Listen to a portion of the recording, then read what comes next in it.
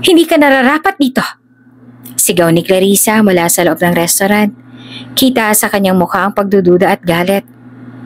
Ang mga katulad mong salot sa lipunan, dapat pinupulot sa basurahan.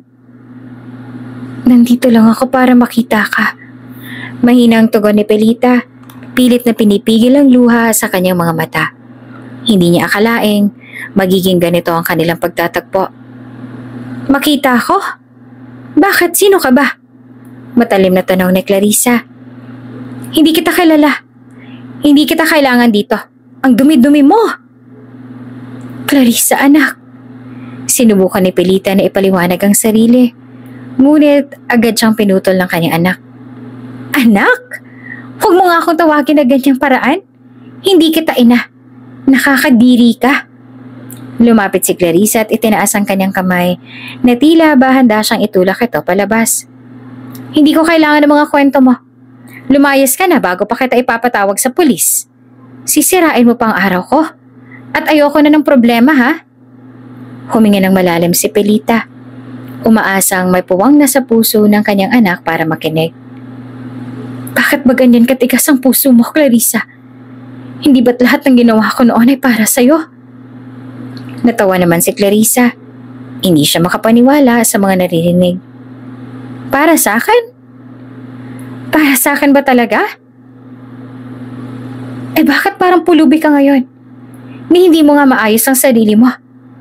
Tapos sasabihin mong para sa akin lahat ng to? Kung gusto mo ng awa, humingi ka sa kalsada. Hindi dito sa restaurant ko. Hindi awa ang kailangan ko. Gusto ko makausap ka. Paliwanag ang kailangan. Pakiusap ni Pelita. Nanginginig na ang kanyang boses. Hindi ko akalaing magiging ganyan ka sa akin. Ikaw pa mismo ang magtataboy sa akin. Bakit ko ba pinapakinggan ang kwento mo? Isa kang ang pulubi, diba? At walang puwang ang mga katulad mo sa restaurant ko. Nananaginip ka yata nagising manang. Wala kang lugar dito, oh. Umalis ka na bago pa ako mainis ang tuluyan. Mahal kita, Clarissa. Kahit ano pang sabihin mo. Kahit pa itaboy mo ako, hindi magbabago yon. Hindi ko kailangan ng pagmamahal mo. Masaya ako sa buhay ko ngayon. May pamilya ako. May negosyo. Kaya hindi kita kailangan. Malamig na tugon ni Clarissa. Wala namang magawa si Pelita kundi tumalikod at tumayo. Nadarama niyang para hindi na siya bahagi ng mundong ito. Sa bawat hakbang niya, ramdam niya ang bigat ng bawat salita ni Clarissa, ang bawat pagtanggi, ang bawat galit na ipinakita nito. Kung bago ka pa lang sa channel na ito, Ate Jane TV, huwag kalimutang pindutin ang notification bell and subscribe button. Sana po hindi naman malaking abala sa inyo ang pagpindot ng subscribe button dahil ang kapalit po nito ay ang pagsuporta para makapag-produce ng mga libreng stories sa mga channels ni Ate Jane. Maraming salamat! Matahimik na nag-akmang pumasok si Pelita sa loob ng marangyang restaurant. Sa bawat hakbang, dama niya ang mga tingin ng mga taong nasa paligid. Nakaduster lamang siya at ang kanyang buhok ay puti at sabog-sabog. Dala ng mga taon ng kahirapan, hindi na siya narintana ng mga tao sa paligid. Siguro dahil wala namang kaengga-engganyo sa itsura niya. Sa gitna ng mga taong may iba't ibang kwento, nakatayo si Clarissa, ang may-ari ng restaurant. Maganda siya, elegante, ngunit may malamig at mabagsik na aura. Hindi siyang tipo ng babaeng mapagkumbaba. Sa negosyo, kilala siya bilang walang kinikilalang kapantay at walang espasyo para sa mga hindi kaaya-aya sa kanyang lugar. Nilingon ni Clarissa ang matanda. Ang kanyang tingin ay puno ng panlalait. Nakikita niya ang maruming itsura ni Pelita at kaagad na nag-init ang kanyang ulo. Inisang hakbang niya lamang ang pagitan nila ng matanda. Anong ginagawa mo rito? Matigas ang kanyang tanong. Tila may bahid ng pandidiri. May reservation po ako. Mahina at mahinahong sagot naman ni Pelita. Hawak ang isang luma at basag-basag na cellphone na nagpapatunay sa sinabi niya. Hindi naman ito pinansin ni Clarissa. Naka-reserve? Sa restaurant ko? Tumawa ng mapandait si Clarissa. Pinapalibutan ng mga waiter at staff na nakikinig sa kanilang pag-uusap. Baka nagkakamali ka ng lugar, Lola. Sa tindahan ng ukay-ukay, baka may reservation ka ron. Tahimik na lamang si Pelita. Ngunit nananatili ito nakatayo. Nagmamatigas siya sa harap ng lahat ng pang-aalipusta. Hindi po ako nagkamali. Mahinang sabi ni Pelita, kahit na alam niyang minamata na siya ng lahat. May reservation ako rito. May confirmation pa. Tiningnan ni Clarissa ang paligid. Tila nanghihikayat na ang pagtawa mula sa mga customer na nakaupo sa margarbong mesa. Alis na, sabi niya. Mas malakas pa ngayon ng tono. Hindi ka dapat narito. Sa itsura mo pa lang, tiyak na mawawalan ng gana ang mga customer ko. Bago umalis si Pelita, biglang napansin ni Clarissa ang isang bagay na kumikislap mula sa leeg ng matanda. Isang locket na tila mamahalin. Hindi bagay sa maruming damit ng matanda. Ano yan? Tanong ni Clarissa. Napansin ang kakaibang kwentas. Saan mo nakuha yan? Hinawakan ni Pelita ang kwentas. Tila protektado ang locket na nasa kanyang leeg. Ito na lamang tanging alaala ko ng aking nakaraan. Mahinang sagot niya. Mahalaga ito. Alaala? Tumigil si Clarissa. Biglang naging interesado. Baka na naman ninakaw mo yan. Sa itsura mo parang wala kang kahit isang kusing para makabili ng ganyang klase ng kwentas. Tahimik na lamang si Pelita. Ngunit kitang-kita sa kanyang mukha ang kirot ng bawat salita ni Clarissa. Buksan mo nga yan? Utos si Clarissa at naglalakad papalapit kay Pelita. Gusto ko makita kung ano nasa loob. Dahan-dahan binuksan ni Pelita ang locket at ipinakita ang isang maliit na larawan sa loob. Sa loob ay may larawan ng isang babaeng kilala ni Clarissa. Napakunot ang noon ng dalaga. Sino yan? Tanong niya. Ngayon ay may halong kaba sa kanyang boses. Eto ba? Ito ang kapatid ko. Sagot ni Pelita. Nakaramdam naman si Clarissa ng pagtataka sa kung bakit nasa litrato ng matandang pulube ang babaeng kinilala niyang ina. Hindi niya naman pinahalata sa matanda ang gulat. Okay. Wala akong pake. Lumayas ka dito. Bakit ganyan ang ugali mo? Ano bang masamang ginawa ko sa'yo? Hindi naman makapaniwalang tanong ng matanda kay Clarissa na nagtaas lamang ng kilay at tanalikuran na siya. Sunod namang bumungad sa kanya ang mga guard na hinarangan na ang doorway para hindi na makapasok ng tuluyan si Pelita, kaya wala siyang ibang naging choice kung hindi ang umalis na lamang. Naiwan na mag-isa, takang tinungo ni Clarissa ang backdoor. Malalim na huminga bago tumingin sa kalangitan. Anong pagsubok na naman to? Hindi na ba kayo napapagod? Wika ni Clarissa habang nakatingin sa kawalan. Si Pelita noong kanyang kabataan ay nagtatrabaho sa isang pabrika kasama ang kanyang kapatid na si Isabel. Magkapatid silang malapit. Ngunit si Isabel ang paborito ng kanilang mga magulang. Matalino, maganda, at mataas ang pangarap sa buhay. Samantalang si Pelita naman ay tahimik, matapang, ngunit hindi gaanong napapansin. Isang araw nang mangyari ang pagnanakaw sa pabrika, lahat ng ebidensya ay nagtuturo kay Isabel bilang salarin. Sa takot na makulong ang kanyang kapatid at masira ang kinabukasan, inako ito ni Pelita. Siya ang umamin sa krimen at dinala siya sa kulungan. Hindi alam ni Pelita na buntis pala siya noong mga panahong yon. Nang siya'y nanganak sa loob ng kulungan, tumulong si Isabel. Ipinangako ni Isabel na aalagaan ang bata habang si Pelita ay nakakulong. At sinabi rin niyang gagawin niya ang lahat upang mapalaya siya. Sa loob ng malamlam na liwanag ng kulungan, ang amoy ng alikabok at halimuyak ng kalawang ay tila laging naroon lamang sa tabi ni Pilita. Nasa kalagitnaan ng gabi at ang lamig ng hangin ay dumadampi sa balat ni Pilita. Nakaupo siya sa isang matigas na bangko sa loob ng kanyang maliit na selda. Hawak-hawak niya ang kanyang malaking tiyan. Ramdam niya na ang kabigatan nito. Hindi lamang dahil sa bata na malapit ng isilang, kundi pati na rin sa bigat ng kanyang desisyon at kasalanan na inako. Tahimik ang paligid, ngunit ang katahimikan ay biglang napukaw nang marinig niya ang mga yapak ni Isabel, ang kanyang nakababatang kapatid. Napapalapit sa selda.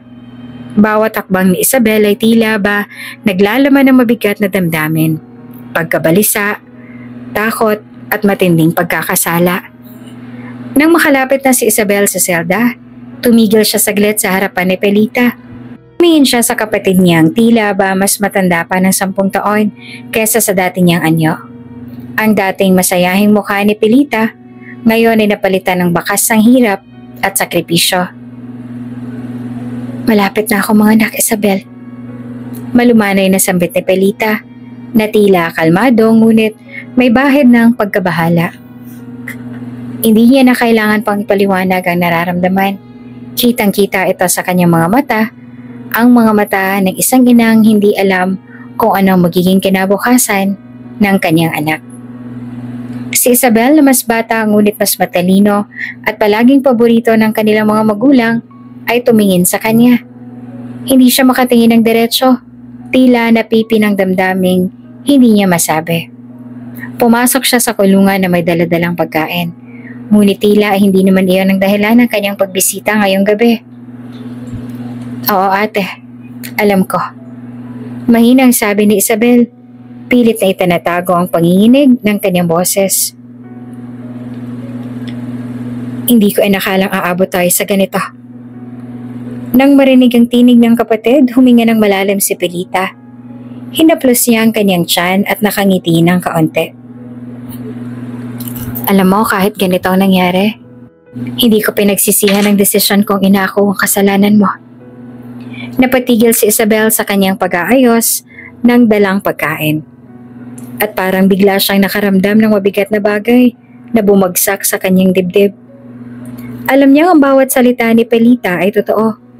Ngunit masakit para sa kanyang katotohanan ng sakripisyo ng kanyang kapatid. Hindi niya alam kung paano haharapin ang responsibilidad na iyon. Ate, nanginginig na sabi ni Isabel. Lumalabas na ngayon ang kanyang mga luha. Bakit mo ginawa yun? Bakit mo inakong kasalanan ko? Dapat akong nandito. Hindi ikaw. Hindi ko kayang tanggapin na ikaw ang nagdurusa dito habang ako'y malaya. Tumitig si Pilita sa mga mata ni Isabel. Ngunit sa kabila ng hirap ng kanyang kalagayan, may kapayapaan sa kanyang mukha. Kapatid kita, Isabel. Kalmadong sagot pa ni Pilita. Mahal kita. At hindi ko kayang makita ang masirang kinabukasan mo. Mas mahalaga ka kesa sa akin. Alam kong malaki ang pangarap mo. Ikaw ang kinabukasan ng pamilya natin. Kung ako magdurusa para mabigyan ka ng pagkakataon, tatanggapin ko yon. Napaluhod si Isabel sa harapan ng rehas. Muluha na parang bata. Pero ate, mali to. Dapat ako ang nagdusa. Ako ang nagkamali. Hindi ko kayang dalhin ang bigat na kasalanan ko. Hindi ko kayang makita nagdurusa ka ng dahil sa akin. Hinaplos ni Pilita ang kanyang tiyan. Isang paalala sa sarili na kailangan niyang maging matatag. Hindi para sa sarili, kundi para na rin sa bata ang dinadala niya. Alam ko, Isabel, pero ang pagdurusa ko ay wala akong para sa pagdurusang daranasin mo kung ikaw ang nandito. At hindi ko hahayaan yan. Masakit sa akin, oo, pero ito ang tamang gawin. Walang magawa si Isabel kundi ang magagulhol. Ang lahat ng sakit, galit at pagsisisi ay tila isang bagyong bumabalot sa kanyang puso. Napakabigat ng kanyang nararamdaman. Ngunit sa kabila ng lahat ng ito, may isang mas masakit na tanong na bumabagabag sa kanya ang magiging kinabukasan ng anak ni Pelita. "Paano anak mo, ate?" tanong ni Isabel. Halos hindi ito makapagsalita dahil sa dami ng kanyang luha. "Paano siya? Hindi ba't dapat ikaw ang kasama niya paglabas niya? Paano mo kakayaning palakihin siya nang hindi ka niya nakakasama?" Tumahimik si Pelita ng saglit. Pinapakiramdaman ng bawat sipa ng bata sa kanyang sinapupunan. Alam niyang bawat saglit na lumilipas ay nagpapalapit sa araw ng kanyang panganganak. Ngunit hindi niya alam kung anong uri ng buhay ang maibibigay niya sa kanyang anak. Ang puso niya ay puno ng pagdududa at takot. Ngunit alam niya na wala siyang ibang mapagkakatiwalaan kung hindi si Isabel. "Hindi ko alam, Isabel," mahinang sabi pa ni Pelita habang dumadaloy ang mga luha sa kanyang pisngi. "Pero tanging ikaw lang maaasahan ko. Kapag naipanganak ko na siya, kakailanganin ko ng tulong mo. Alagaan mo ang anak ko. Siya na lang ang natitirang dahilan ko para lumaban." Nagulat si Isabel sa narinig. Tila hindi ito makapaniwala. Ako?" tanong niya. Tila natatakot sa bigat ng responsibilidad na iniaatang sa kanya. Paano ko naman siya aalagaan, ate? Hindi ko alam kung kaya ko to. Hindi ako handa sa ganito." Naglakbay ang tingin ni Pelita sa malayo. Tila iniisip ang buhay na maaaring maghintay sa kanyang anak sa labas ng mga rehas. "Hindi ko rin alam kung kaya mo," sagot niya. "Pero mahal kita, Isabel. At mahal ko rin ang anak ko. Kung may isa man akong pagkakatiwalaan, ay ikaw yun. Ipangako mo sa akin na aalagaan mo siya. Bibigyan mo siya ng buhay na hindi ko maibibigay." Hinawakan ni Isabel ang kamay ng kanyang kapatid. Ang mga luha ay patuloy na umaagos mula sa kanyang mga mata. "Pangako, ate. Gagawin ko ang lahat para sa anak mo. Hindi kita bibiguin." Ngumiti si Pelita. Kahit na ang kanyang puso ay puno ng pangamba. Alam niyang magiging mahirap ang daan na kanilang tatahakin, ngunit sa puntong yon, wala siyang ibang magagawa kundi ang magtiwala sa kanyang kapatid. Siya na ngayon ang tanging pag-asa ng kanyang anak. Mabilis na nagpaalam si Isabel matapos ang kanilang usapan. Ngunit sa kanyang paglabas sa kulungan, ramdam niya ang bigat ng kanyang pangako. Ang buhay na kanilang binuo bilang magkapatid ay nagbago sa isang iglap. At ngayon ay nasa kamay niya ng kinabukasan ng isang inosenteng bata. At si Pelita sa kanyang malamig na selda ay naiwan na lamang. Nagdarasal na sana ito pa rin ni Isabel ang kanyang pangako na kahit hindi man siya makasama ng kanyang anak, magkaroon ito ng magandang kinabukasan sa piling ng kanyang tanging kapatid. Pagdating ni Clarissa sa bahay, dala-dala pa rin niya ang bigat ng pangyayari sa restaurant kanina. Kasama nito ang isang imahe na patuloy na bumabagabag sa kanya. Ang larawan ng babaeng nakita niya sa kwenta sa matandang pulube na si Pelita. Hindi niya maalis-alis sa kanyang isipan ang itsura ng babaeng yon. Tila ba may kakaiba na hindi niya makumpirma. Binitawan ni Clarissa ang kanyang bag at tumiretso sa sala. Hindi man lamang siya nakaramdam ng gutom o pagod. Tumahimik ang paligid, ngunit ang kanyang isipan ay hindi mapakali. Hindi niya maipaliwanag kung bakit patuloy na bumabalik sa kanyang alaala ang mukha ng babae sa kwentas. Imposible, bulong niya sa sarili habang hinubad ang kanyang coat at umupo sa sofa. Bakit parang kilala ko siya? Sa kabila ng pagod at gulong-gulo niyang isip, tumayo siya at dumiretso sa kwarto kung saan naroon ang mga lumang gamit ng kanyang ina. Matagal na itong hindi niya nabubuksan mula nang pumanaw ang kanyang ina. Naging masakit para sa kanya ang maling balikan ng mga alaala. Ngunit sa pagkakataong to, tila may nagtutulak sa kanya na hanapin ang isang bagay. Bagaman hindi pa niya tiyak kung ano. Siya ba? Tanong niya sa sarili. Pero paano magiging posible yon? Habang naghahalongkat ang mga kahon na punong-puno ng mga alaala ng kanyang pamilya, isang bagay ang pumukaw sa kanyang pansin, at ito ay ang luma at kupas ng photo album ng kanyang yumaong ina. Marahan niyang binuksan ito. Hinaplos ang bawat pahina na tila pinipilit niyang balik-balikan ng mga alaala ng kanyang kabataan. Sunod-sunod na tumulo ang mga luha ni Clarissa. Bakit ma? Anong gusto mong ipahiwatig? Hindi ba't sinabi ko sa'yo dati na hindi kita papalitan? At muling tumulo ang luha ni Clarissa. Halos 1 oras na siyang naghahanap at nandoon pa rin ang hindi maipaliwanag na kaba sa kanyang dibdib. Marami siyang nakitang mga lumang litrato, kasama ang mga larawan ng kanyang ina noong bata pa ito. Mga litrato ng kanilang masayang pamilya. Ngunit tila hindi iyon ang hinahanap niya. Hanggang sa makarating siya sa isang pahina na tila ba'y nagbibigay ng hindi maipaliwanag na damdamin.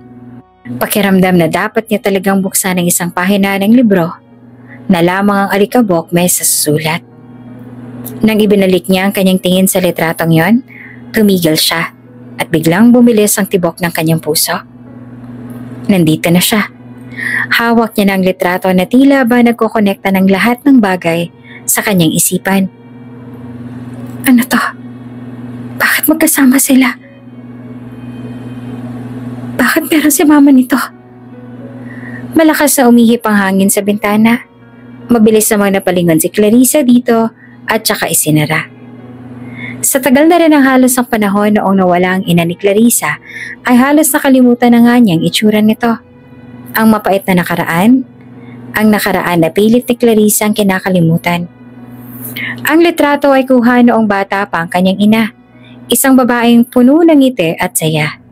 Kasamang isa pang babae, isang babaeng halos kapareho ng itsura ng nasa kwentas ni Pelita.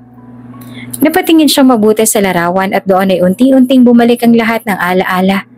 Ang babaeng ito ang kanyang ina. Ngunit ang isa pang babae sa litrato, si Pelita. Nanginginig ang kanyang mga kamay habang hawak ang litrato. Hindi maaaring si Pelita. Bulong niya sa sarili. Ngunit ang katotohanan ay unti-unti nagiging malinaw. Ang babae sa kwentas, ang babaeng matanda na kinutsa niya kanina sa restaurant, ay ang nakakatandang kapatid ng kanyang ina. Unti-unting bumalik ang mga alaala ng kanyang kabataan. Naalala niya ang kwento ng kanyang ina tungkol sa kanyang ate. Isang kapatid na hindi na nila nakikita matapos makulong dahil sa isang kasalanang hindi malinaw sa kanya noong bata pa siya. Ang kapatid na ito, si Pelita, ang kumuha ng responsibilidad sa kasalanang hindi naman niya ginawa. Isang bagay na itinago ng pamilya sa kanya. Sigurado po ba kayo, Mama? Oo, Clarissa. Kaya ikaw, ayokong lumaki kang sinungaling at mapanlamang. Bakit po kasi Mama naglay kayo? Hindi ko rin alam, anak. Pero ang lagi ko nalang iniisip ay kung kamusta ang tita mo sa kulungan. Kung danggap pa rin niya ba ako kapag lumabas siya. Masaya ba siyang inako niya lahat ng kasalanan ko? Marami akong tanong. Marami akong gustong sabihin sa kanya pero hindi ko magawa. Nagsorry ka na po ba, Mama? Kasi di ba po ikaw nagsabi na kapag may nagawa akong masama sa iba, matuto akong humingi ng tawad? Agad na hinagod ng ina ni Clarissa ang kanyang buhok. Ngayon, malinaw na si Pelita ang matandang pulube na itinaboy niya kanina ay hindi lamang basta kung sino. Siya ang kanyang tita, ang babaeng kapatid ng kanyang ina. Naghalongkat palalo si Clarissa. Dito ay nabasa niya ang ilang sulat. Liham para sa kanyang ina galing sa kanyang tita. Dear kapatid kong madrama na hindi naman pretty.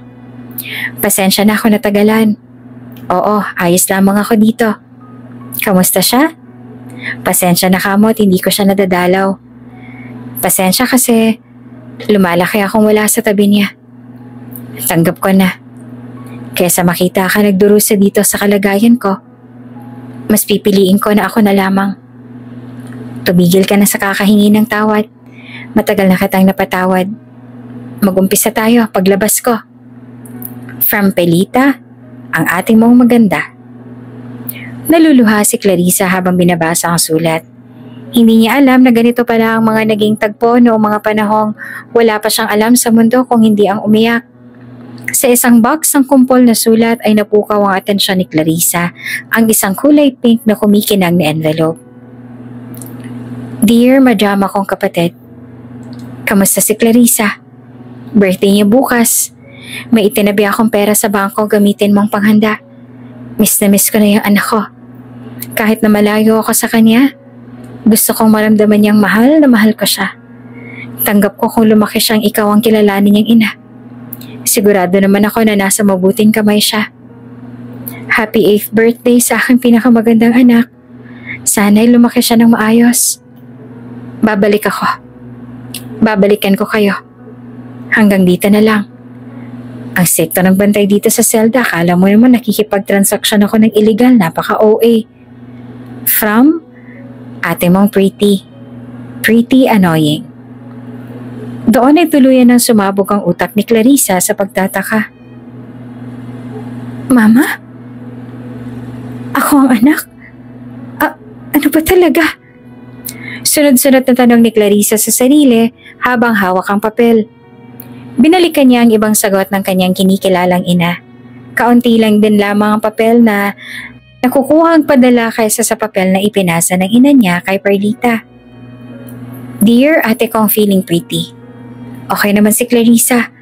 Palatawa siya tapos alam mo ba ate ang first word niya? Ay mama. Sobrang tuwa ko ate kasi mukhang namimiss ka na rin niya. Sana ate umuwi ka na. Handa akong humarap sa kaso kung makapiling mo lang ang anak ko.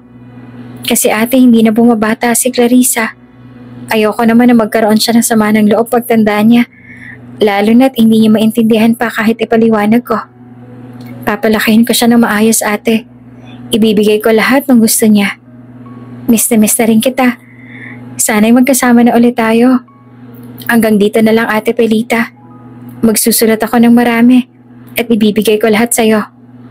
Maglalagay din ako ng litrato ni Clarissa. Kamukhang kamukha mo siya ate. From kapatid mong mabait na si Isabel.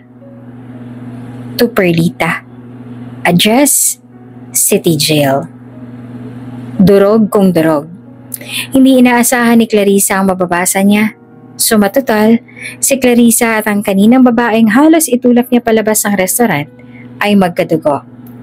Napaupo siya sa kama. Hawak pa rin ang litrato at biglang bumagsak ang lahat ng emosyon sa kanyang dibdib. Hindi ko alam. Bulong niya.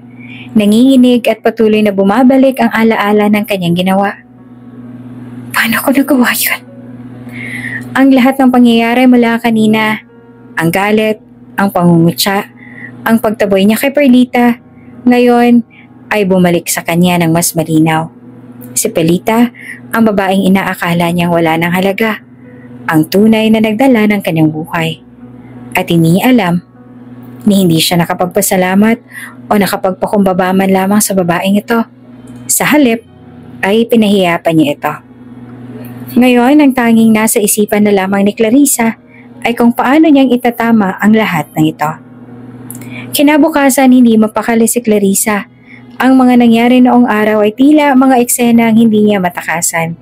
Paulit-ulit na gumugulong sa kanyang isipan. Mula sa una nilang pagkikita ng matandang si Pelita hanggang sa kanyang matinding pagkapahiya nang mapagtanto niyang ang babaeng iyon na kanyang pinagtabuyan at minaliit ay ang kanyang tunay na ina. Ang sakit ng kanyang ginawa ay bumalik sa kanya na parang isang sugat na hindi magilom. Hindi siya makatulog ng maayos at sa bawat oras na pumipikit siya, lumilitaw ang mukha ng matanda sa kanyang alaala. Ang mukha ng babaeng pinagtaksilan niya. Pagbangon ni Clarissa, hindi niya mapigilan ang sarili na tumingin sa labas ng bintana ng kanyang bahay. Bahagya siyang umasa. Bagamat hindi niya maipaliwanag kung bakit, hinahanap ng kanyang mga mata ang pamilyar na anyo ng matanda. Ang inaakalang pulube na kailan lamang ay tinaboy niya mula sa kanyang restaurant, sa kanyang kalooban, may isang pag-asa na sana ay bumalik si Pelita. Nais siyang humingi ng tawad. Nais siyang itama ang kanyang mga pagkakamali. Habang naghahanda siya para sa araw na yon, patuloy na naglalaro sa kanyang isipan ang litrato ng kanyang yumaong ina at ang babaeng nasa kwentas na Pelita. Alam niya na ang katotohanan ngayon ng babaeng ito, si Pelita, ang kanyang tunay na ina. Ngunit hindi pa rin siya makapaniwala. Paano nangyari to? Paano siya lumaki na walang kaalaman sa napakahalagang bahagi ng kanyang buhay? Paano naging lihim sa kanya ang lahat ng to? Sa kanyang pagpunta sa restaurant, hindi mapakali ang kanyang mga hakbang. Parang may bigat na nakapatong sa kanyang mga balikat. At ang kanyang puso ay puno ng kaba. Sa likod ng kanyang isipan, umaasa siyang muli niyang makikita ang matanda. Nang pumasok siya sa restaurant, agad niyang inutusan ng kanyang mga tauhan na maganda ng mainit na pagkain. Kung sakaling bumalik si Nanay Pelita, iniisip niya, handa na ako. Handa na akong humingi ng tawad. Hindi niya alam kung paanong sisimula ng lahat ng ito. Ngunit alam niyang hindi siya titigil hanggat hindi siya nakakabawi. Nagpapanggap siya ang abala sa kanyang trabaho, ngunit ang totoo ay hinaabangan niyang muling pagdating ni Pelita. Sa bawat pagbukas ng pinto, umaasa siyang ito ang pagkakataon upang itama ang lahat. Ngunit sa bawat pagkakataong yon, ibang tao ang pumapasok, mga regular na customer, mga tauhan, ngunit walang Pelita. Walang matandang inaasahan niyang makita. Habang lumilipas ang oras, unti-unting sumisiksik sa kalooban ni Clarissa ang pangamba. Ano kayang nangyari kay Pelita? Bakit hindi na siya bumabalik? Napabuntong hininga si Clarissa. Naupo sa isang mesa malapit sa pintuan at ipinikit niya ang kanyang mga mata. Alam niyang hindi ganito kadali ang mga bagay. Paano nga ba niya masusumbalik ang nasirang relasyon na hindi niya alam na umiiral? Paano siya makakahingi ng tawad kung hindi man niya alam kung nasaan ang taong kailangan niyang kausapin?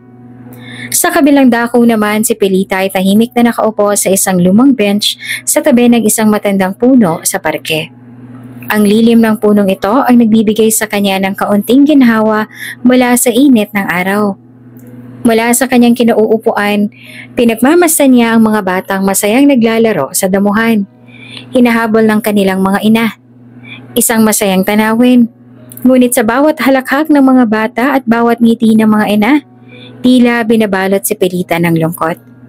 Hindi maikakaila na naiinggit siya, hindi sa mga bata o sa kanilang kasiyahan, kundi sa mga ina na kasama nila. Habang si Pelita ay tahimik na nakaupo sa lumang bench sa ilalim ng puno. Nagmamasid sa mga batang masayang naglalaro kasama ang kanilang mga ina. Hindi niya napansin ang isang batang babae na papalapit sa kanya. Nakasuot ito ng kulay rosas na damit. May mga ribbon sa buhok at hawak-hawak ang isang lobo na tila kasing saya ng mga batang nagtatakbuhan sa parke. Nang maramdaman ni Pelita na may presensya sa kanyang tabi, tumingin siya at nagulat na makita ang batang nakatayo sa harapan niya. Nakatingin at nakangiti. Hello po! Masiglang bati ng bata, sabay ngiti ng malapad, na para bang hindi nahihiya kahit sa isang estranghero. Bahagya namang napangiti si Pelita. Bagamat may halong pagtataka sa kanyang mukha, hindi siya sanay nilalapitan ng mga bata, lalo na sa kanyang itsura ngayon. Lumang damit, magulong buhok, at baka sa mukha ang hirap ng kanyang nakaraan. Ngunit ang inosenteng ngiti ng batang ito ay tila walang iniisip na masama tungkol sa kanya. Hello, sagot ni Pelita. Malumanay. Anong ginagawa mo dito? Nasaan ang mama mo? Tumingin ng bata sa paligid. Itinuro ang grupo ng mga ina na nakaupo sa damuhan malapit sa mga naglalaro. Nandun po si mama, pero sabi niya pwede daw po ako makipaglaro dito. Nagulat si Pelita sa kanyang sinabi. Makipaglaro? Sa akin? Tiningnan niya ang kanyang sarili. Hindi makapaniwala na isang batang kagaya nito ay maghahangad na makipaglaro sa kanya. Tumango ang bata at walang pag-alinlangan. Opo, gusto ko po kasing malaman kung sino kayo. Hindi ko pa po kayo nakikita dito dati. Hindi naman agad nakaimik si Pelita. Ang inosente at simpleng tanong ng bata ay tila bumalikwas sa kanya. Sino nga ba siya? Sa lahat ng taong dumarating at lumilisan sa kanyang buhay, sino pa nga ba nakakakilala sa kanya bilang siya? Nakaupo siya doon. Isang matandang babae na tila pinabayaan na ng mundo. Ngunit heto ang batang ito. Walang kaalam-alam sa kanyang mga kasalanan at kabiguan. Tumitingin sa kanya na parang isang bagong kakilala na kaagad ay tanggap sa kanyang paligid. "Ako si Pelita," sagot niya at bahagyang napangiti. "At ikaw?" "Si Ana po," mabilis na sagot ng bata. "Ang ganda po ng pangalan ninyo. Taga saan po kayo?" Napatingin si Pelita sa mga puno sa paligid. Parang nakatuon ang kanyang mga mata sa malayo. Dati akong taga dito," tugon niya ng malalim ang boses. "Pero matagal ako nawala. Ngayon, nagbabalik lang ako para magmasid." Napangiti naman si Pelita na mapait. "Para makita kung ano nagbago." Marami nagbago at marami ring nawala." Napakunot si Ana. Hindi ganap na nauunawaan ang ibig sabihin ng matanda. "Nawala po? Para po kayong nalulungkot. Bakit po?" Napabuntong hininga si Pelita, tumingin muli sa mga batang naglalaro. "Dati, may anak ako. Pero hindi ko siya nakasama habang lumalaki siya." Natahimik si Ana, pero nananatili siya nakatayo sa tabi ni Pelita. Parang iniisip kung paano makakatulong. "Bakit po? Nasaan na po siya ngayon?" Huminga ng malalim si Pelita at naramdaman niyang ang sakit ng nakaraan ay muli na namang bumabalik. "Nandito siya, pero hindi niya ako kilala. Hindi ko siya pinalaking kasama ko. Pinangalagaan siya ng iba. At ngayon hindi ko na alam kung may lugar pa ba ako sa buhay niya." Malalim ang iniwang tanong na yon sa isip ni Ana. Ngunit sa kanyang pagiging bata, tumugon siya ng walang pag-aalinlangan. "Pero po, kung mahal niyo po siya, siguradong mamahalin din po niya kayo kapag nakilala niya kayo, hindi po ba?" Napatingin si Pelita sa bata. Nagulat sa mga salitang yon. Simpleng salita mula sa bibig ng isang bata. Ngunit parang mga talim na sumundot sa kanyang puso. "Sana nga anak," mahinang tugon niya. "Sana nga ganun lang kadali." Lumuhod si Ana sa harap ni Pelita at inabot ang kanyang kamay. "Kapag nakita niya po kayo, sigurado pong magiging masaya siya, katulad ng pag-aalaga niya sa kanya." Hindi alam ni Pelita kung bakit, ngunit sa mga sandaling yon, parang may bumigat sa kanyang dibdib, ngunit sabay rin ay tila nagkaroon ng kaunting ginhawa. Siguro may katotohanan sa sinabi ng bata. Ngunit hindi pa rin siya sigurado. Ang alam niya lang, ang mga pangyayari sa kanyang buhay ay hindi ganoon kasimple. "Salamat sa iyo, Ana," sabi ni Pelita. Marahang hinahaplos ang buhok ng bata. "Sana sa araw na yon, tama ka." Tumayo si Ana at ngumiti. "Maglaro po muna tayo," sabi niya sabay alok ng kanyang lobo kay Pelita. Napangiti naman si Pelita. Bagamat bahagyang naluluha ang kanyang mga mata, "Hindi na ako maglalaro anak, ikaw na lang. At ipakita mo sa akin kung gaano kang kasaya." Muling tumakbo si Ana pabalik sa mga kalaro niya. Ngunit hindi naman nalimutan ni Pelita ang kanyang mga salita. Habang pinagmamasdan niya ang batang tumatakbo at masayang nakikisalamuha sa kanyang mga kaibigan, isang maliit na bahagi ng kanyang puso ang tila bumabalik ang sigla. Naaalala ni Pelita ang kanyang sariling anak, ang batang ipinangalak sa kulungan, isang batang hindi niya nakasama habang lumalaki. Hindi man lamang niya napalakihan o nagabayan. Sa bawat pagtawa ng mga batang yon, parang may kirot na dumadampi sa kanyang puso. Ilang taon na nga bang lumipas? Ilang taon na siyang umiwas. Umaasang balang araw ay muling makikita ang kanyang anak. Ngunit nangyari ito sa paraang hindi niya inaasahan. Iyon bang kapalaran niya? Ang makita ang kanyang anak ngunit hindi ito makilala bilang ina? Pinilit niyang tanggapin ang kanyang kapalaran. Ngunit ang sakit ng katotohanan ay nananatili. Alam niya na hindi siya maaaring bumalik sa restaurant na yon. Nakita niya sa mga mata ni Clarissa ang galit at pagkamuhi. At para kay Pelita, sapat na iyon. Hindi niya kailangang masaktan pang muli. Sa paglipas ng mga oras, si Clarissa ay patuloy na nag-aabang. Ngunit walang Pelita ang dumating. Ang araw ay unti-unting lumubog at kasabay nito ay ang pagkabasag ng lahat ng kanyang inaasahan. Sa wakas, sa pagtanto ni Clarissa na maaaring hindi na nga talaga babalik si Pelita.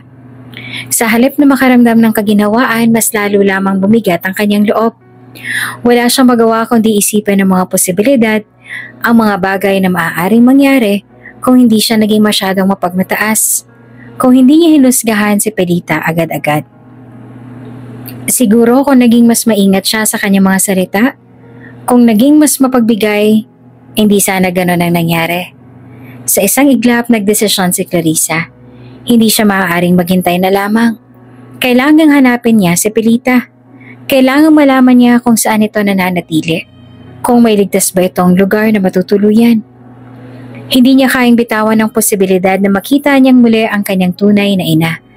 Mula sa sandaling yon, nagtakda si Clarissa ng bagong misyon sa kanyang buhay, ang makahanap ng kapatawaran. Hindi lamang mula kay Pelita, kundi pati na rin mula sa kanyang sarili. Samantala, si Pelita naman ay patuloy na nakaupo sa bench, nananatili sa kanyang tahimik na pagmumuni-muni. Bagaman nakita niya na si Clarissa, alam niyang hindi siya bahagi ng buhay ng kanyang anak. Hindi niya gustong guluhin ang buhay nito at mas pipiliin niya na lang na manood mula sa malayo. Kahit masakit, ang mahalaga sa kanya ay nakita niyang ligtas at maayos ang kanyang anak. Sa mata ni Pelita, sapat na iyon. Ngunit sa kabilang banda, si Clarissa ay hindi susuko. Gagawin niya ang lahat ng makakaya upang itama ang lahat ng pagkakamali. Kahit gaano mang kahirap, kahit gaano mang kalayo, kailangan niya makita si Pelita. Kailangan niyang malaman kung may paraan pa upang buuin ang pamilyang ni minsan ay hindi niya nalaman na nabuwag. Sa mga susunod na araw, si Clarissa ay nagsisimula na maghanap. Magsisimula siya magtanong sa mga taong maaaring kilala si Pelita. Gagawin niya ang lahat upang muling makita ang matandang babae na minsang tinawag na pulubi, ngunit ngayon ay kilala niya na bilang kanyang tunay na ina. At sa gitna ng lahat ng ito, nananatiling magkaibang mundo ang kanilang ginagalawan ni Pelita na handang isakripisyo ang kanyang sarili para sa kapakanan ng anak. At si Clarissa na handang itama ang lahat ng pagkakamaling kanyang nagawa. Habang naglalakad si Clarissa sa mga kalye ng bayan, hindi pa rin mawala sa kanyang isipan ang kwintas sa suot ng matanda noong huli niyang makita ito. Tila bumabalik ang lahat ng mga alaala. Ang larawan ng babaeng nasa kwintas, ang mukha ng kanyang ina, at ang matandang babae na ngayon alam niyang si Pelita, ang kanyang tunay na ina. Ang lungkot at pagsisisi ay dumadaloy sa kanyang puso habang iniisip kung nasaan na ngayon si Pelita. Bakit hindi ito bumalik sa restaurant? Ano ang gagawin niya kung hindi niya na ito muling makita? Matapos ang ilang araw ng pagtatanong sa mga taong pwedeng makakita kay Pelita, napag-alaman ni Clarissa na madalas daw itong makita sa isang park na malapit sa lumang simbahan. Nagdesisyon siyang pumunta roon. Habang naglalakad papunta sa parke, muling bumigat ang kanyang dibdib. Maraming bagay siyang gustong sabihin, pero hindi niya alam kung paano sisimulan. Pagdating sa parke, natagpuan ni Clarissa si Pelita na nakaupo sa isang bench. Pinagbasta ng mga batang naglalaro malapit sa puno. Tumigil siya sandali. Pinipigilan ng kabog ng kanyang dibdib. Inipon niya ang lahat ng lakas ng loob bago lumapit. Nay, mahina at nanginginig na tawag ni Clarissa na ikinagulat ni Pelita. Tumingin si Pelita sa direksyon ng tinig at nang makita niya si Clarissa, bahagyang kumunot ang kanyang noo. Hindi niya inaasahan na makikita pa si Clarissa. Anong ginagawa mo dito?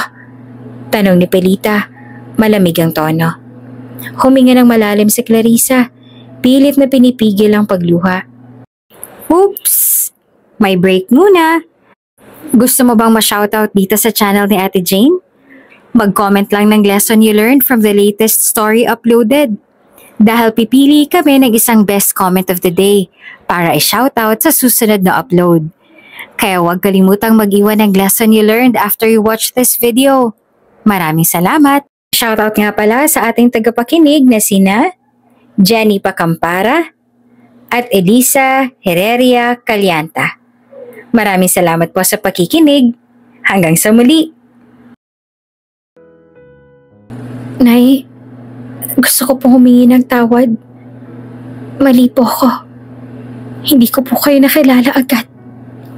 Hindi naman sumagot si Pelita. Umulit kita sa kanyang mga mata ang pinaghalong galit at kirot. Hindi rin niya alam kung dapat ba niyang tanggapin ang sinabi ni Clarissa o tuluyan na lang niyang layuan ito. Patuloy si Clarissa. Sobrang pagsisisi po ang nararamdaman ko. Ang hirap pong tanggapin na ang minaliit ko noon ay ang tunay ko palang ina. Hindi ko po alam. Hindi ko po alam kung paano itatama ang lahat ng ito. Tahimik si Pelita, ngunit alam niyang nahihirapan din si Clarissa sa sitwasyon. Sa kabila ng sakit at galit, naroon ang pagmamahal na hindi niya maitatanggi bilang isang ina. Clarissa, sabi ni Pelita, malalim ang tinig. Hindi ko hinihingi na humingi ka ng tawad. Naiintindihan ko kung bakit mo nagawa ayon. Pero masakit. Masakit na hindi mo ako kilala. At mas masakit na pinili mong husgahan ako. Naluha si Clarissa sa sinabi ni Pelita. Nay, alam ko po. Alam kong nasaktan ko kayo pero gusto ko pong itama ang lahat. Gusto ko pong bumawi. Hayaan niyo po akong alagaan kayo. Tumingin si Pelita sa mga batang naglalaro. Tila iniisip kung kaya pa ba niya magtiwalang muli sa taong minsan na siyang itinaboy. Bakit ngayon mo lang sinabi ang mga to? Tanong niya. Huminga naman ng malalim si Clarissa. Pilit na nililinaw ang kanyang isipan. Noong una hindi ko po alam. Lumaki po ako na ibang tao ang inaakala kong tunay kong ina. Hindi ko po alam na kayo pala ang tunay kong nanay. Hindi ko rin po alam ang hirap na pinagdaanan ninyo. Naramdaman ni Pelita ang bigat ng mga salitang yon. Alam niyang maliit pa si Clarissa noong naghiwalay sila. Hindi ito nagkaroon ng pagkakataon na makilala siya o malaman ang kanyang kwento. Matapos ang ilang minutong katahimikan, nagsalitang muli si Pelita. Hindi ako galit sa iyo, Clarissa. Galit ako sa mga nangyari. Galit ako sa mundo na naging dahilan kung bakit hindi kita kasama habang lumalaki ka. Pero hindi ko alam kung kaya kong bumalik sa buhay mo. Baka mas mabuti ng ganito. Lumapit si Clarissa at naupo sa tabi ni Pelita. Nay, alam kong mahirap ito. Pero gusto ko po kayo makasama. Gusto kong bumawi sa mga nawalang taon. Alam ko pong mahirap magtiwalang muli pero hindi ko po kayang isipin na mawawalang muli kayo sa buhay ko. Hayaan niyo po akong ipakita sa inyo na kaya kong baguhin ang lahat. Tahimik na tinitigan ni Pelita si Clarissa at sa kanyang mga mata, nakita niya ang tunay na pagsisisi at pagnanais na itama ang lahat. Nang makita niya na hindi tumitigil si Clarissa sa pagsusumamo, naramdaman niya ang bigat ng kanyang puso na unti-unting gumagaan. Sa kabila ng sakit at galit, hindi niya maitatangging may bahagi pa rin ng kanyang puso na nagnanais na maging bahagi ng buhay ng kanyang anak. Maya-maya huminga ng malalim si Pelita at tumango. Sige, sagot niya. Malambot ang tinig. Pero hindi ito magiging madali, Clarissa. Marami tayong kailangang ayusin. At hindi ko alam kung gaano ako katagal na magtitiwala. Napangiti si Clarissa, bagamat may halong luha ang kanyang mga mata. Salamat, Nay. Salamat po. Huminga siya ng malalim. Pakiramdam niya ay may bagong simula silang dalawa. Dadaling ko po kayo sa bahay namin. Masaya po doon.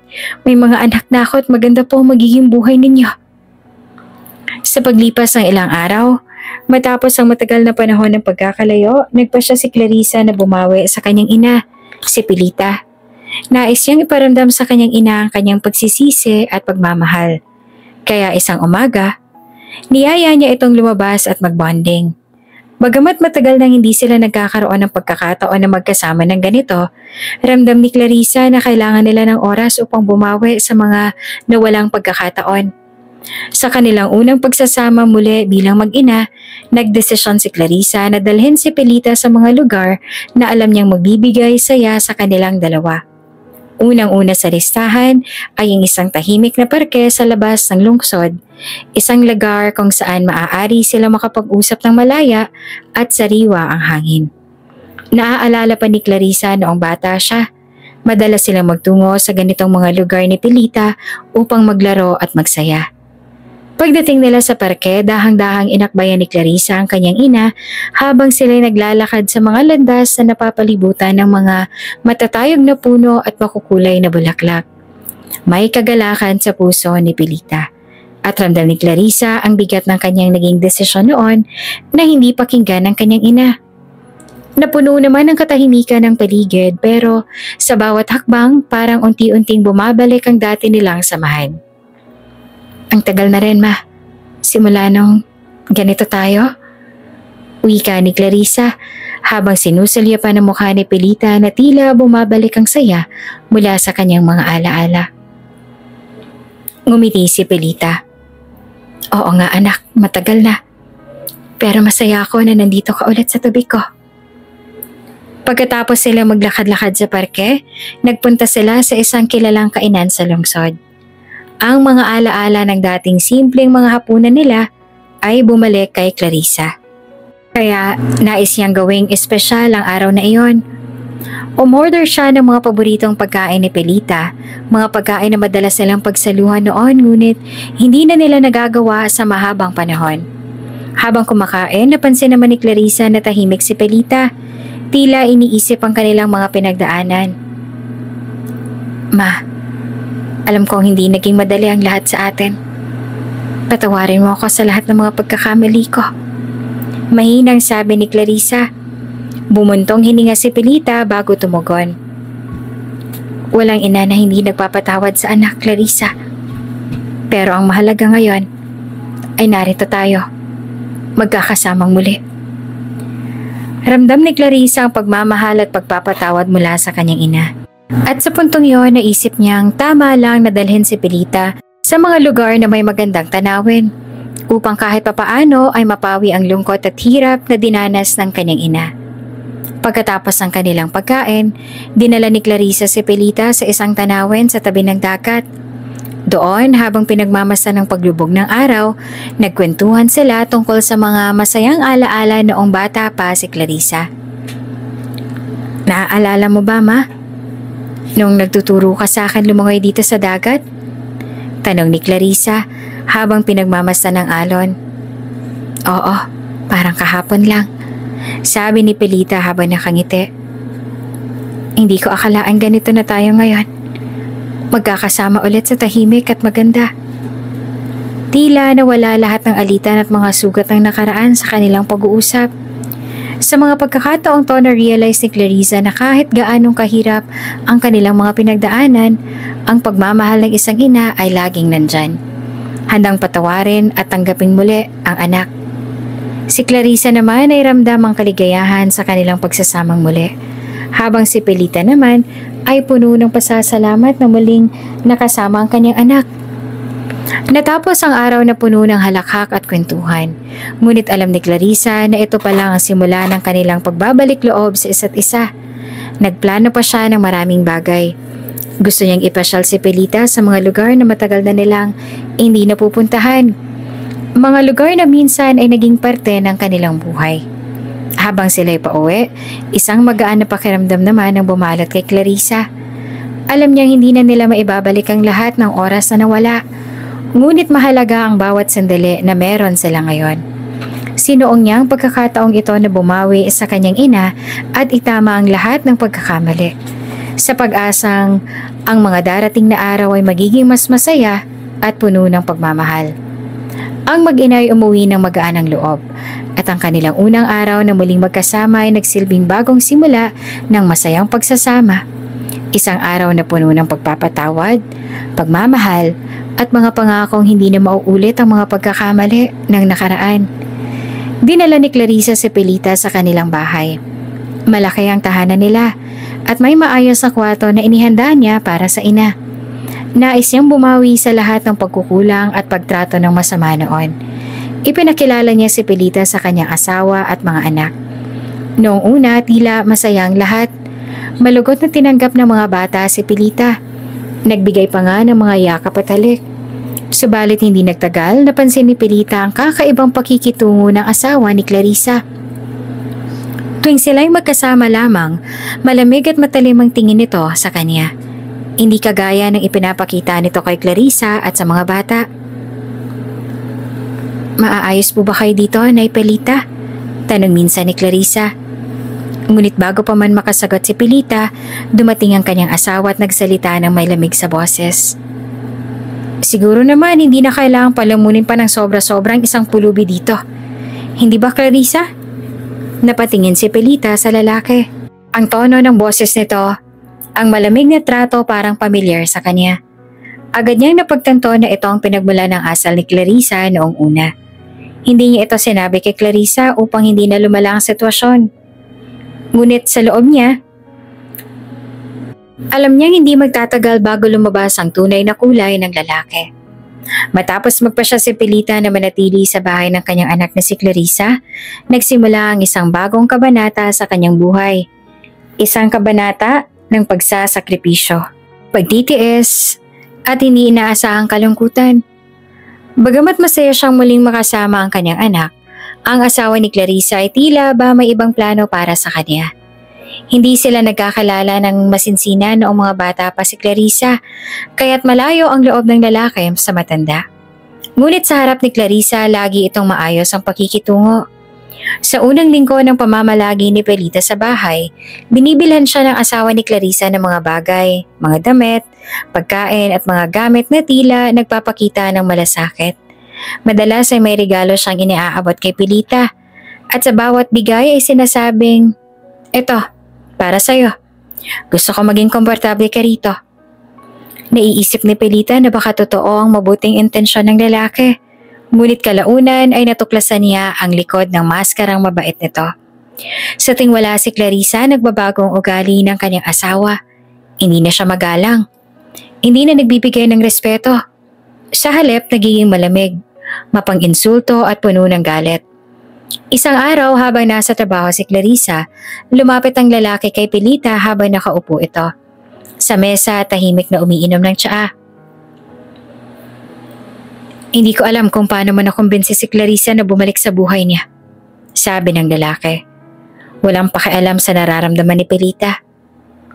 "Pero huwag kang mag-isip na dahil nandito ka, lahat ng bagay magiging masaya para sa'yo." Tumingin si Pelita sa kanya.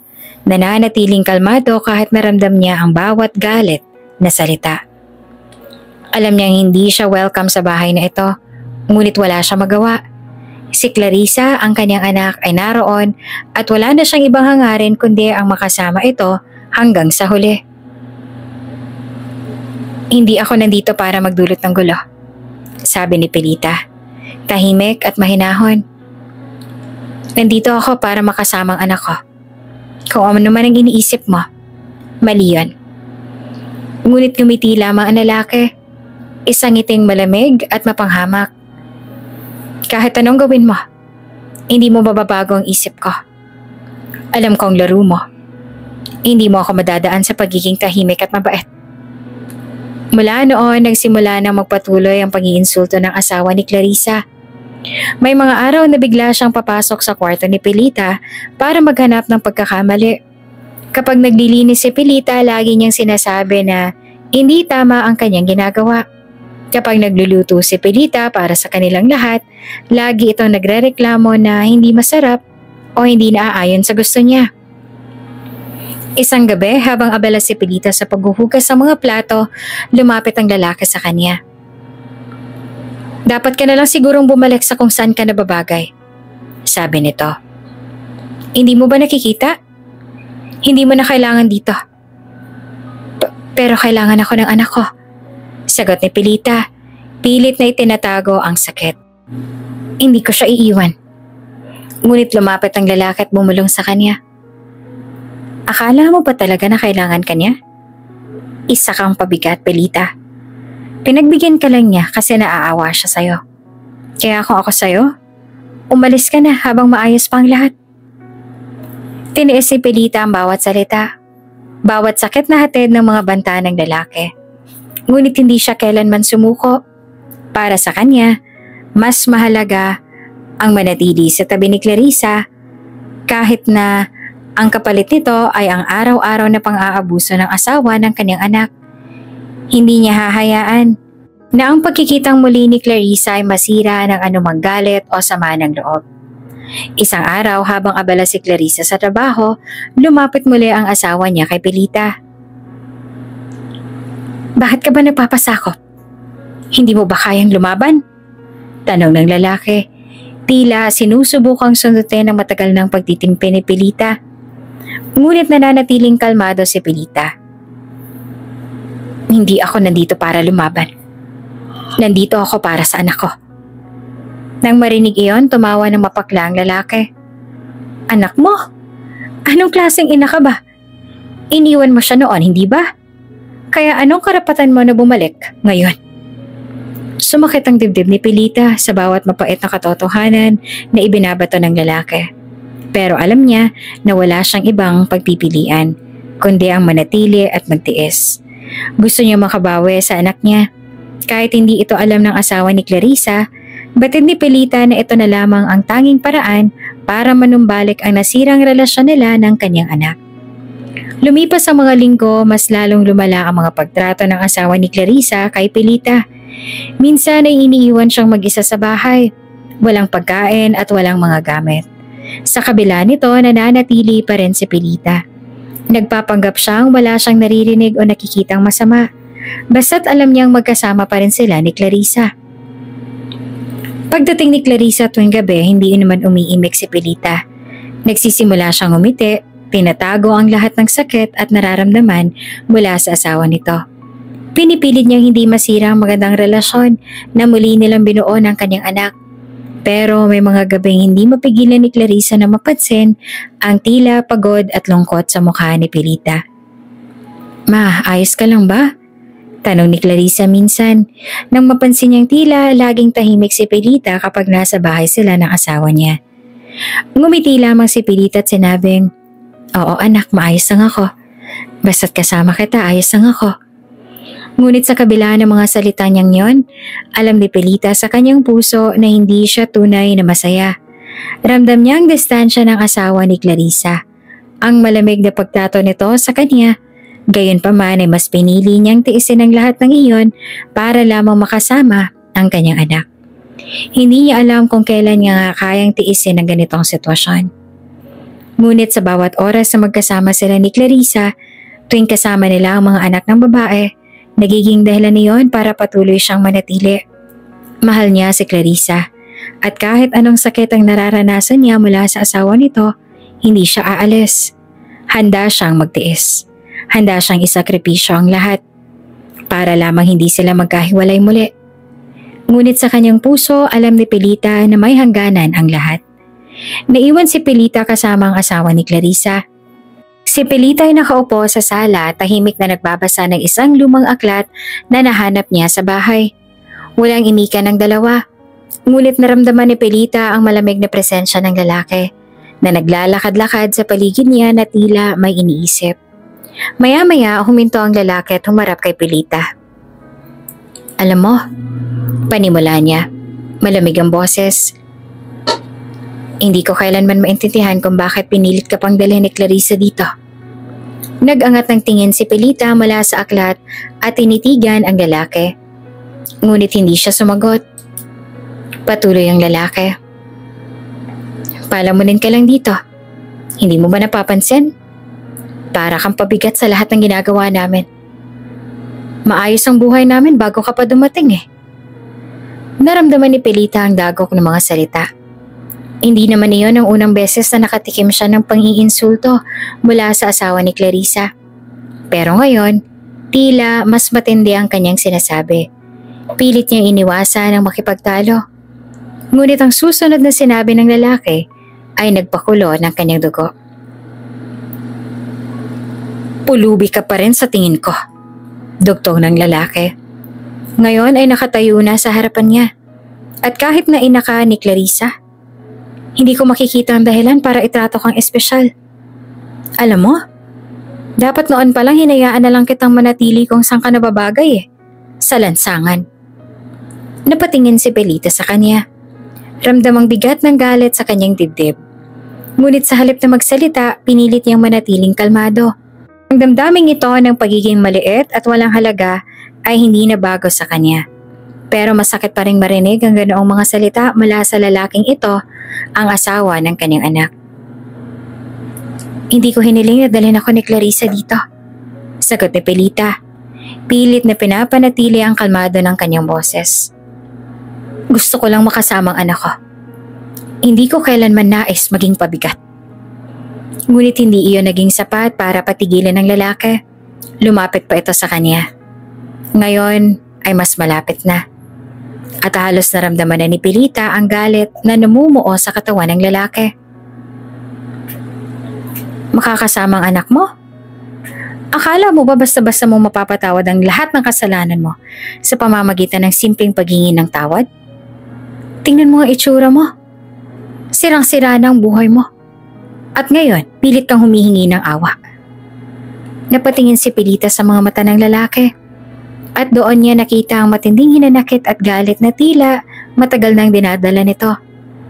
Alam niyang hindi siya ang tunay na pinupunteriya ng lalaki. May mas malalim na dahilan sa likod ng galit nito. Subalit sa kabila ng kanyang paghihirap at pagtitimpe, hindi niya maiwasang magtanong. Bakit ka galit sa akin? Tanong ni Pelita. Tinig na puno ng lungkot at sakit. Ano bang nagawa ko sa iyo? Sandaling tumahimik ang lalaki, ngunit hindi nagtagal ay sumagot din siya. Hindi ko kailangan ng rason para kamuhian ka. Maayos ang pamilya ko bago ka dumating. Si Clarissa, mas naging mahina siya ng dahil sa'yo. Lagi kang laman ng isip niya. At ngayong nandito ka na, inaangkin ang lahat ng atensyon niya. Nagulat si Pelita sa mga sinabi ng lalaki. Ngayon ay unti-unti niya nang nauunawaan ng tunay na galit ng lalaki ay hindi sa kanya, kundi sa atensyon at pagmamahal na ibinibigay ni Clarissa sa kanya. Nagsiselos ito at pinipilit na ipakita na mas mahalaga siya sa buhay ni Clarissa kesa kay Pelita. Naiintindihan ko na, bulong ni Pelita. Natatakot kang mawala sa puso ng anak ko. Ano bang alam mo? Sigaw ng lalaki. Galit na ngayon. Hindi ka na dapat bumalik Dapat hindi ka na nakita ni Clarissa. Mas maayos kami nung wala ka pa. Nang marinig iyon ay nanahimik si Pelita. Sa loob-loob niya, ramdam niya ang sakit ng mga salita ng lalaki. Hindi siya perpekto, alam niya yon. Pero hindi rin siya narito para kumuha ng anumang bagay mula sa anak niya. Narito siya para sa pagmamahal. Isang bagay na matagal niya nang hindi nararamdaman. Napatayo ang lalaki at lumapit ng malapit kay Pelita. Tila nangaamba na mas malala pang kilos. Kung ako masusunod, matagal na kitang pinaalis dito. Banta niya. Pero tandaan mo, habang nandito ka, hindi ka magkakaroon ng kapayapaan. Bago pa man makakasagot si Pelita, bumukas ang pintuan at dumating si Clarissa. Agad siyang nagtaka sa tensyon sa silid. Ngunit hindi niya iyon agad binigyan ng pansin. Maayos po ba kayo? Tanong ni Clarissa habang lumalapit kay Pelita. Ngunit bago pa makasagot si Pelita, agad na sumabat ang asawa ni Clarissa. Maayos naman siya, Clarissa. Nagkakatuwaan lang kami. Nagkatinginan si Pelita at ang asawa ni Clarissa. Alam niyang hindi pa tapos ang lahat. Ngunit sa harap ng kanyang anak, pinili niyang manatiling tahimik. Sa kabila ng masamang pagtrato ng asawa ni Clarissa, nananatili si Pelita sa bahay dahil sa kanyang anak at mga apo. Subalit sa bawat araw na lumilipas, lalong lumala ang ugali ng asawa ni Clarissa sa kanya. Sinimulan siyang iwasan ng mga tauhan ng bahay dahil sa mga chismis na pinapakalat ng lalaki tungkol sa kanya. Minsan ay naririnig pa niyang sinasabi nito kay Clarissa na hindi na sila dapat nagpapalimos sa mga katulad ni Pelita. Habang tumatagal, napapansin din ni Clarissa ang pagbabago sa pag-uugali ng kanyang ina. Hindi na ito madalas magsalita at tila mas pinili na lamang ang manatiling tahimik sa kanyang kwarto. Nagdesisyon siyang kausapin si Pilita. Nay, may problema po ba? Parang hindi po kayo masaya dito sa amin. Tanong ni Clarissa isang gabi habang sila ay magkasama sa sala. Tumingin naman si Pilita kay Clarissa. Kitang-kita sa kanyang mga mata ang lungkot at pagod. Clarissa, mahina niyang sabi. Alam kong gusto mong bumawi. Pero hindi ko na kaya magpanggap na maayos ang lahat dito. Ang asawa mo, hindi siya mabuti sa akin. At parang siyang dahilan kung bakit ganun din ang ugali mo noon. Nagulat si Clarissa. Hindi niya napansin ang mga kilos ng kanyang asawa. Ngunit ngayon, tila may mga bagay na biglang nagiging malinaw sa kanya. Ang pagkukulang niya bilang anak ay tila nakuha rin niya sa pagtato ng asawa sa kanyang ina. Habang naglilinis si Pilita sa bahay, narinig niya ang masayang tawa ng dalawang batang anak ni Clarissa na naglalaro sa sala. Lumapit siya at pinagmasdan ng mga bata. Malayo ang tingin. Hindi maikakailangang saya sa kanilang mga mukha, pero may kakaibang kirot na nararamdaman si Pilita. Mahal na mahal niya ang mga apo. Ngunit sa tuwing tinitingnan siya sila, parang may kung anong hindi tugma. Parang may tinatago ang mga ngiti at galaw ng mga bata na hindi niya lubos maintindihan. Habang nagwawalis, napatigil si Pilita at napapaisip. Bakit ganito ang pakiramdam ko? Parang may mali. Pero hindi ko mawari. Bulong niya sa sarili. Alam niyang mahal ni Clarissa ang mga bata. Pero sa puso ni Pilita, parang may bahagi ng buhay na hindi sinasabi sa kanya. Isang gabi natutulog na si Clarissa matapos ang mahabang araw sa trabaho. Si Pilita naman sa kabilang dako ay hindi makatulog kaya bumaba siya para kumuha ng tubig. Paglapit niya sa sala may narinig siyang boses. Mga pabulong na usapan mula sa asawa ni Clarissa at ang kanilang kumare na si Mariel. Sigurado ka ba na wala nakakahalata? Marahang tanong ni Mariel, tila nag-aalala. Lalo na si Clarissa. Hindi siya dapat makaalam. Huminga ng malalim ang lalaki. Hindi siya magdududa. Akala niya siya talaga ang nanay ng mga bata. Biglang bumigat ang pakiramdam ni Pilita. Tumigil siya sa paghakbang at nakinig pa. Hindi siya makapaniwala sa naririnig. Hanggang kailan natin itatago ito? Tanong muli ni Mariel. Hindi ko kaya masaktan si Clarissa. Pero hindi rin ako makakapagpigil.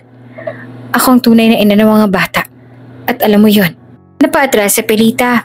Halos mabitawan ng baso ng tubig na hawak niya. Sa sandaling iyon napagtanto niyang ang pinakamasakit na katotohanan ay hindi pala si Clarissa ang tunay na ina ng mga batang yon. Ang asawa ni Clarissa at si Mariel ang totoong mga magulang. Mabilis siyang nagkuble sa likod ng pintuan nang marinig ang sagot ng asawa ni Clarissa. Hindi natin pwedeng aminin to, Mariel. Masyado nang malalim ang pagkukunwari natin. Si Clarissa ang nagpakilala bilang ina nila. At kung malaman niya ang totoo, masisira ang lahat. Ayoko siyang masaktan. Pero alam mo rin na hindi ko kayang bitawan ka. Napatakip si Pilita sa kanyang bibig. Pinipigilan ng mga hikbe na tila gustong kumawala mula sa kanyang dibdib. Hindi siya makapaniwala sa kanyang narinig. Para kay Clarissa, ang mga batang yon ay naging liwanag ng kanyang buhay. Paano nila nagawa sa kanya ito? Anong klaseng sakit ang dadalhin nito sa kanyang mga anak kapag nalaman niya ang katotohanan? Narinig niyang muling nagsalita si Mariel. Minsan, gusto ko nalang sabihin ako ang tunay na ina. Mahirap itago ang mga anak ko sa harap ko araw-araw na parang wala akong karapatan sa kanila. Ngunit mariing tumutol ang lalaki. Hindi pwede, Mariel. Hindi pwedeng malaman ni Clarissa ang totoo. Wawasakin niyang buhay niya at pati na rin ang sa atin. Halos sumagulhol si Pilita, ngunit pinigilan niya ang sarili. Alam niyang hindi ito ang tamang oras para magpakita o gumawa ng ingay. Pero sa bawat salitang naririnig niya, ramdam niya ang bigat ng katotohanang pinapasa ng mga ito. Mahal na mahal ni Clarissa ang kanyang asawa at ipinagpapasalamat pa rin ni Pelita na binigyan ng mga anak ni Clarissa kahit pa hindi pala ito ang tunay na ina. Pagkatapos ng ilang minuto ng pag-uusap, nagpaalam na si Mariel at naglakad palabas ng bahay. Samantalang ang asawa naman ni Clarissa ay umakyat na sa kwarto nila. Waring wala itong pakialam na para bang walang bigat sa kanyang ginawa. Pero si Pelita na naiwan sa sala ay tuluyan ng pinanghinaan ng loob. Pagbalik niya sa kanyang kwarto, hindi niya na napigilan ng pagbagsak ng mga luha. Naaawa siya kay Clarissa. Alam niya ang napakalaki ng epekto ng katotohanan sa anak niya kapag nalaman ito. Subalit, paano niya sasabihin kay Clarissa ang totoo? Paano niya sisirain ang ilusyon ng kaligayahan ng anak niya? The next morning, habang kasama ni Pelita ang mga bata, napansin niyang tila may mas close si Mariel sa mga ito kaysa kay Clarissa. Napansin niya kung paanong niyayakap ng mga bata si Mariel ng mas masigla. Kung paanong tila mas madali nilang binibigyan ng atensyon ang kanilang tita Mariel at hindi pa rin nawala sa isip ni Pelita ang narinig niya noong gabi. Kahit anong pilit niyang tanggalin sa kanyang isip, bumabalik ito ng paulit-ulit. Nang umalis si Clarissa papuntang trabaho, iniwan sila ng asawa nito kasama ang mga bata. Si Pelita kahit gustong magsalita, pinipilit na magpakita ng lakas. Hindi niya kayang itago ang nararamdaman. Pero alam niyang kailangan niyang maghintay ng tamang oras para harapin si Clarissa. Habang nasa trabaho si Clarissa, isang araw, iniwan na naman sila ng asawa nito. Pabalik-balik ang tingin ng lalaki kay Pelita. Bakit ka pa nandito? Hindi mo ba nakikitang wala kang silbi? Tanong nito isang araw. Nang abutan siyang naglilinis sa kusina. Ngunit sa halip na sumagot, tiningnan lamang ni Pelita ang lalaki. Alam niya na mas malalim ang kasalanan ng asawa ni Clarissa kaysa sa simpleng pangmamaliit. Alam niyang tinatakpan nito ang sariling pagkakasala sa pamamagitan ng pagmamalupit sa kanya.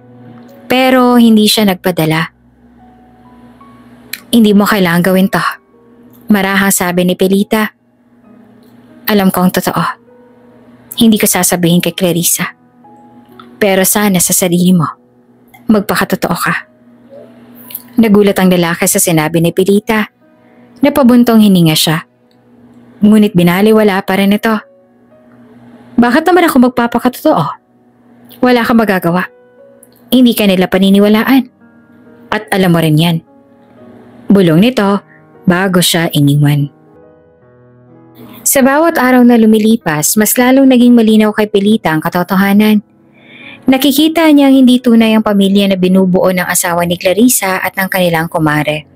Pero wala siyang magawa, kundi ang maghintay at tahimik na nagtitiis para lamang hindi masira ang kaligayahan ng anak niya. Subalit alam niyang darating din ang araw na mabubunyag ang lahat. Habang inaayos ang mga laruan ng mga bata, biglang pumasok sa kwarto ang asawa ni Clarissa. Malamig ang tingin nito kay Pelita tulad ng dati. Anong ginagawa mo dito? Tanong nito na para bang walang kahit anong magandang nagagawa si Pelita. Hindi mo naman kailangang magpakahirap. Baka gusto mo na lang na umalis dito. Tahimik lamang si Pelita, patuloy sa paglilinis. Ayaw niyang patulan ng matalim na dila ng lalaki. Kahit ramdam niya ang bawat tusok ng mga salita nito, alam niyang may mas malalim na dahilan kung bakit ganito ang pagtrato ng asawa ni Clarissa sa kanya. Pero nagpasya siyang tiisin niyon. Mahal niya si Clarissa at sa kabila ng lahat, ayaw niyang umalis at iwan ang anak niya. Mabuti pang umalis ka na lang, muling sabi ng lalaki. Habang nakatitig kay Pelita na parang hindi ito karapat-dapat na manatili sa bahay nila. Bakit ko naman gagawin yan? Mahinahon na sagot naman ni Pelita. Tinitingnan ng lalaki sa mata. Alam mo wala kang silbi rito. Hindi ka namin kailangan. Sagot ng lalaki. Ngayon ay mas madiin at masama ang tono. Baka hindi ako ang walang silbi. Sagot ni Pelita. Patuloy pa rin mahinahon. Mahal ko si Clarissa. At mahal ko rin ang mga bata. Napahinto ang lalaki. Napansin ni Pilita ang biglang pag-iba ng ekspresyon nito. Pero agad ding binalik ng lalaki ang kanyang malamig at mapanghamak na tingin. Kung ako sa'yo, titigilan mo na ang mga pagmamartir mong yan. Sabi ng lalaki bago siya tinalikuran at umalis. Pag-alis ng asawa ni Clarissa, hindi maiwasan ni Pilita ang makaramdam ng bigat sa kanyang dibdib. Mahal na mahal niya ang anak at mga apo, kaya kahit anong pangmamaliit at sakit na nararamdaman niya, ay tiniis niya ito. Ayaw niyang bumalik sa dating buhay, isang buhay na malayo sa kanyang anak. Nag-aayos si Pilita ng mga damit sa kwarto. Muling bumalik sa kanyang isipan ang narinig niyang pag-uusap noong isang gabi. Hindi mawala sa isip niya ang sinabi ni Mariel at ng asawa ni Clarissa na si Mariel pala ang tunay na ina ng mga bata. Napapikit si Pilita. Iniisip kung paano bang haharapin ang sitwasyon. Mahal na mahal ni Clarissa ang kanyang mga anak. Pero paano kung malaman niyang katotohanan? Ano ang magiging epekto nito sa kanya? Habang iniisip ang lahat ng ito, biglang pumasok si Clarissa sa kwarto. Pagod mula sa trabaho ngunit may ngiti sa labi. Ma, napagod ka ba sa pag-aalaga sa mga bata kanina? Tanong ni Clarissa habang umupo sa gilid ng kama. Ngumiti naman si Pilita at umiling. Ay nako, hindi naman anak. Masaya akong kasama sila. Muling ngumiti si Clarissa at tumango. Alam mo ma, sobrang thankful ako na nandito ka. Hindi ko alam kung paano ako magagawa ang lahat ng to kung wala ka. Doon ay muling naramdaman ni Pilita ang kirot sa kanyang puso. Mahal na mahal niya si Clarissa at ayaw niyang masira ang kasiyahan ng anak. Kaya kahit alam niyang totoo, pinili niyang manahimik muna. Ngunit alam niyang darating din ang araw na mabubunyag din ang lahat. At hindi niya alam kung paano haharapin iyon ni Clarissa. Habang patuloy na lumilipas ang mga araw, mas lalong nararamdaman ni Pilita ang bigat ng mga pangyayari. Nakikita niya kung paano mas lumalapit ang mga bata kay Mariel kesa kay Clarissa. Sa bawat yakap at ngiti na ibinibigay nila kay Mariel, mas lalong lumalalim ang kanyang pag-aalala. Pero ano magagawa niya? Paano niya sasabihin kay Clarissa na hindi pala siya ang tunay na ina ng mga batang ito? Isang araw habang si Clarissa ay nasa trabaho, muling lumapit sa kanya ang asawa ni Clarissa. Alam mo, sabi nito habang binibilang ang pera sa kanyang wallet. Bakit hindi ka nalang umalis dito? Mas magiging masaya kami kung wala ka. Tahimik lamang si Pilita ngunit sa loob-loob niya, nagsisimula na siyang mapagod. Hindi niya na kayang paulit-ulit na pang-aalipusta ng asawa ni Clarissa. Pero tiniis niya ito para kay Clarissa at para sa mga bata. Sasabihin ko kay Clarissa na wala ka ng silbi rito. Dagdag pa ng lalaki. Matagal na siya nagdududa kung bakit ka pa namin pinatitira dito. Sa kabila ng lahat, nananatiling kalmado si Pilita. Alam niyang hindi siya perpekto, pero alam din niyang mahal siya ni Clarissa. Kaya kahit kaano mang kasakit ang mga salita ng lalaki, pinipili niyang manahimik. Ngunit hindi niya alam kung hanggang kailan niya kayang tiisin ang lahat. Isang gabi matapos ang maghapong nasa trabaho si Clarissa, naisipan niyang kausapin si Pilita. Umupo sila sa kusina at sa kauna-unahang pagkakataon, naramdaman ni Pilita ang bigat na dinadala ng anak. Ma, simula ni Clarissa. Alam kong hindi ako perpektong ina. Pero bakit parang ang daming bagay na hindi ko maintindihan? Tumingin si Pilita sa anak at napabuntong hininga. Gusto niya nang sabihin ang lahat, pero natatakot siya sa magiging reaksyon ni Clarissa. Ano ba ang ibig mong sabihin, anak? Tanong ni Pilita.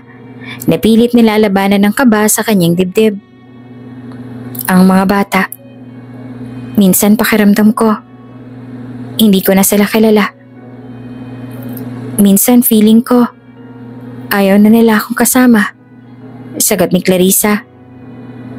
Mahal ko sila pero parang bakit may distansya? Hindi ko alam. Pagod. Dala ng pagod yan, anak. Siguro nga, ma. This past few days, napapagod talaga ako. At saka palagi na akong puyat. Magandang ipahinga mo yan, anak. Ayoko masyado kang babad sa trabaho. Ma, may tinatago ka ba sa akin? Malakas na humagulhol ang ina ni Clarissa at agad naman na hinagod ni Clarissa ang likod nito. Hindi natuloy ang dapat sasabihin ni Pelita kaya ipinagpabukas na lamang nila ito. Habang umiinom ng kape si Clarissa sa kanilang balkonahe, napansin niyang papalapit si Pelita, ang kanyang ina. Clarissa, kailangan nating mag-usap. Seryosong sabi ni Pelita.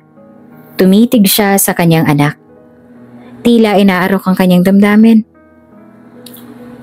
Matagal ko nang iniisip kung sasabihin ko ba ito sa'yo. Pero hindi ko na kayang itago pa. Nabahala naman si Clarissa sa bigat ng tono ng ina. Ma, ano ba to? Tungkol ba to kay Jared? Tanong niya. Napapatigil habang binabanggit ang pangalan ng asawa. Huminga ng malalim si Pelita bago magsalita. Oo, tungkol ito kay Jared. Alam kong masakit ito anak. Pero hindi siya naging tapat sa'yo. Napatigil si Clarissa. Tila naglalaban ng mga damdamin ng pagtataka at takot. Anong ibig mo sabihin, Ma? Bakit mo sinasabi to? Bago sumagot si Pelita, tumayo siya at lumapit kay Clarissa. Hinawakan niya ang kamay ng anak at nakaramdam si Clarissa ng panginginig sa mga daliri ng kanyang ina. Clarissa, matagal ko nang alam. Si Jared, hindi siya totoo sa'yo. Ang mga bata, hindi mo sila anak. Si Mariel, ang matalik mong kaibigan, siya ang tunay nilang ina. Sabi ni Pelita, mahina ngunit klaro ang boses. Tila bumabagsak ang bawat salita sa puso ni Clarissa na parang matatalim na mga kutsilyo. Napalunok si Clarissa. Hindi siya makapaniwala sa narinig. Ano? Hindi yan totoo, Ma. Paano mo naman nasabi at nalaman yan? Lumakas ang kabog ng puso ni Clarissa. Alam niyang may hindi tama simula pa lamang. Pero hindi niya na kayang paniwalaan ang mga sinasabi ng ina. Marami na ako napansin. Patuloy pa ni Pelita. Naririnig ko si Jared minsan kapag nag-uusap sila ni Mariel. Naalala mo ba nung bigla kang kinailangang magpunta sa probinsya para asikasuhin ang negosyo natin? Doon sila nagkikita, anak. Tumatakas sila para magkita. At si Mariel, siya ang ina ng mga anak mo. Naramdaman ni Clarissa ang pagguho ng kanyang mundo. Hindi siya makapagsalita at tila nawala ang hangin sa kanyang dibdib. Pero bakit? Paano nangyari yon? Pinaniwala nila na ako ang ina ng mga bata. Paano nila nagawa sa akin to? Napaluha si Pelita habang hinahaplos ang kamay ng kanyang anak. Clarissa, alam kong masakit ito. At hindi ko gusto na malaman mo ito sa ganitong paraan. Pero gusto ko lang na malaman mo ang katotohanan. Ayokong ipagpapatuloy mo pa ang mga kasinungalingan ni Jared. Mahal kita, anak. At hindi ko kayang nakikita kang niluloko at sinasaktan. Hindi naman na napigilan ni Clarissa ang pagtulo ng kanyang mga luha. Hinayaan niyang bumuhos ang sakit at galit sa kanyang dibdib habang iniisip ang mga taon na pinaniniwalaan niyang buo ang kanyang pamilya na sa katotohanan ay puno ng kasinungalingan. Ma, hindi ko alam ang gagawin ko, sabi ni Clarissa habang pinapahid ang kanyang mga luha. Paano ko haharapin si Jared? Paano ko tatanggapin na hindi pala akin ang mga anak ko? Niyakap siya ni Pelita. At doon nararamdaman ni Clarissa ang init ng pagmamahal ng kanyang tunay na ina. Anak, hindi ko sinasabing madali ito. Pero kailangan mong malaman ng totoo para makapagdesisyon ka ng tama. Hindi kita pinipilit na iwan si Jared. Pero gusto kong isipin mo kung sino ba talaga ang may malasakit sa'yo. Tahimik silang nagyakap habang iniisip ni Clarissa ang mga susunod na hakbang. Alam niyang hindi magiging madali ang desisyon. Ngunit sa oras na yon, alam niyang mahalaga ang pagkakaroon ng lakas mula sa ina niyang matagal niya nang hindi pinansin. Pagkatapos ng revelasyong iyon, si Clarissa naman ay naguguluhan at hindi alam kung sino ang paniniwalaan. Habang umiiyak sa isang tabi, biglang lumapit ang kanyang asawa. Nagdadrama at pinilit siyang pakinggan. Clarissa, hindi ka dapat maniwala sa sinasabi ng nanay mo. Nagsimula ang asawa niya na tila may galit sa boses. Matagal ko nang napapansin na gusto niya tayong paghiwalayin. Kung ano-anong kwento ng binuo niya para lamang sirain ang pamilya natin. Lumapit pa ang lalaki. Hinawakan ng kamay ni Clarissa at masuyo siyang tinitigan. Mahal, hindi mo ba nakikita? Matagal niya nang gusto magiganti sa akin. Gusto niyang kunin ka mula sa akin dahil sa galit niya sa buhay. Nang marinig ni Pelita ang mga salitang yon mula sa manugang, sumikip ang kanyang dibdib. Gusto niyang ipagtanggol ang sarili ngunit tila naubos ang kanyang lakas. Tiningnan niya si Clarissa. Na tila naguguluhan sa mga naririnig. Clarissa, hindi totoo yan. Sabi ni Pelita na halos pabulong. Hindi ko sinasadyang malaman ang tungkol sa iyong asawa at sa totoong ina ng mga bata. Hindi ko intensyon na sirain ang pamilya mo. Mahal kita, anak. Ngunit bago pa man makasagot si Clarissa, agad siyang binara ng kanyang asawa. Tingnan mo na lang, Clarissa. Lahat ng problema natin, lahat ng tensyon sa bahay na to, siya ang ugat. Lagi siyang gumagawa ng paraan para siraan tayo. Kung talagang mahal ka niya, hindi ba hahayaan niyang maging masaya ka? Tahimik na humikbi si Clarissa habang pinipilit pang maunawaan ang lahat. Pero bakit siya magsisinungaling? Tanong ni Clarissa. Ang tinig niya ay puno ng pag-aalinlangan. Bakit niya gagawin to kung mahal niya ako? Simple lang. Sumagot ang kanyang asawa. Pilit na inilalagay ang kamay niya sa balikat ni Clarissa. Gusto niyang bumalik ka sa kanya. Pakiramdam niya, kinuha kita sa kanya. Kaya ginagawa niya ang lahat para sirain ang buhay natin. Iniimbento niya ng kwento para mag-away tayo. Nilingon ni Clarissa ang ina. Puno ng kalituhan at lungkot ang kanyang mga mata. Ma, totoo ba ang sinasabi ni Jared? Gusto mo bang sirain ang pamilya ko?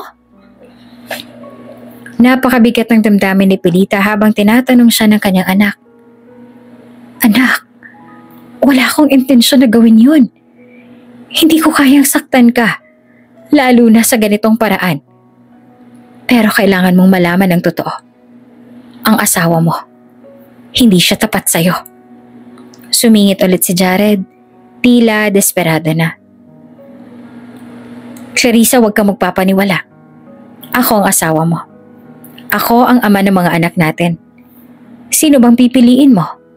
Ako o siya? Kung talagang mahal mo ako, dapat ikaw ang magdesisyon ngayon.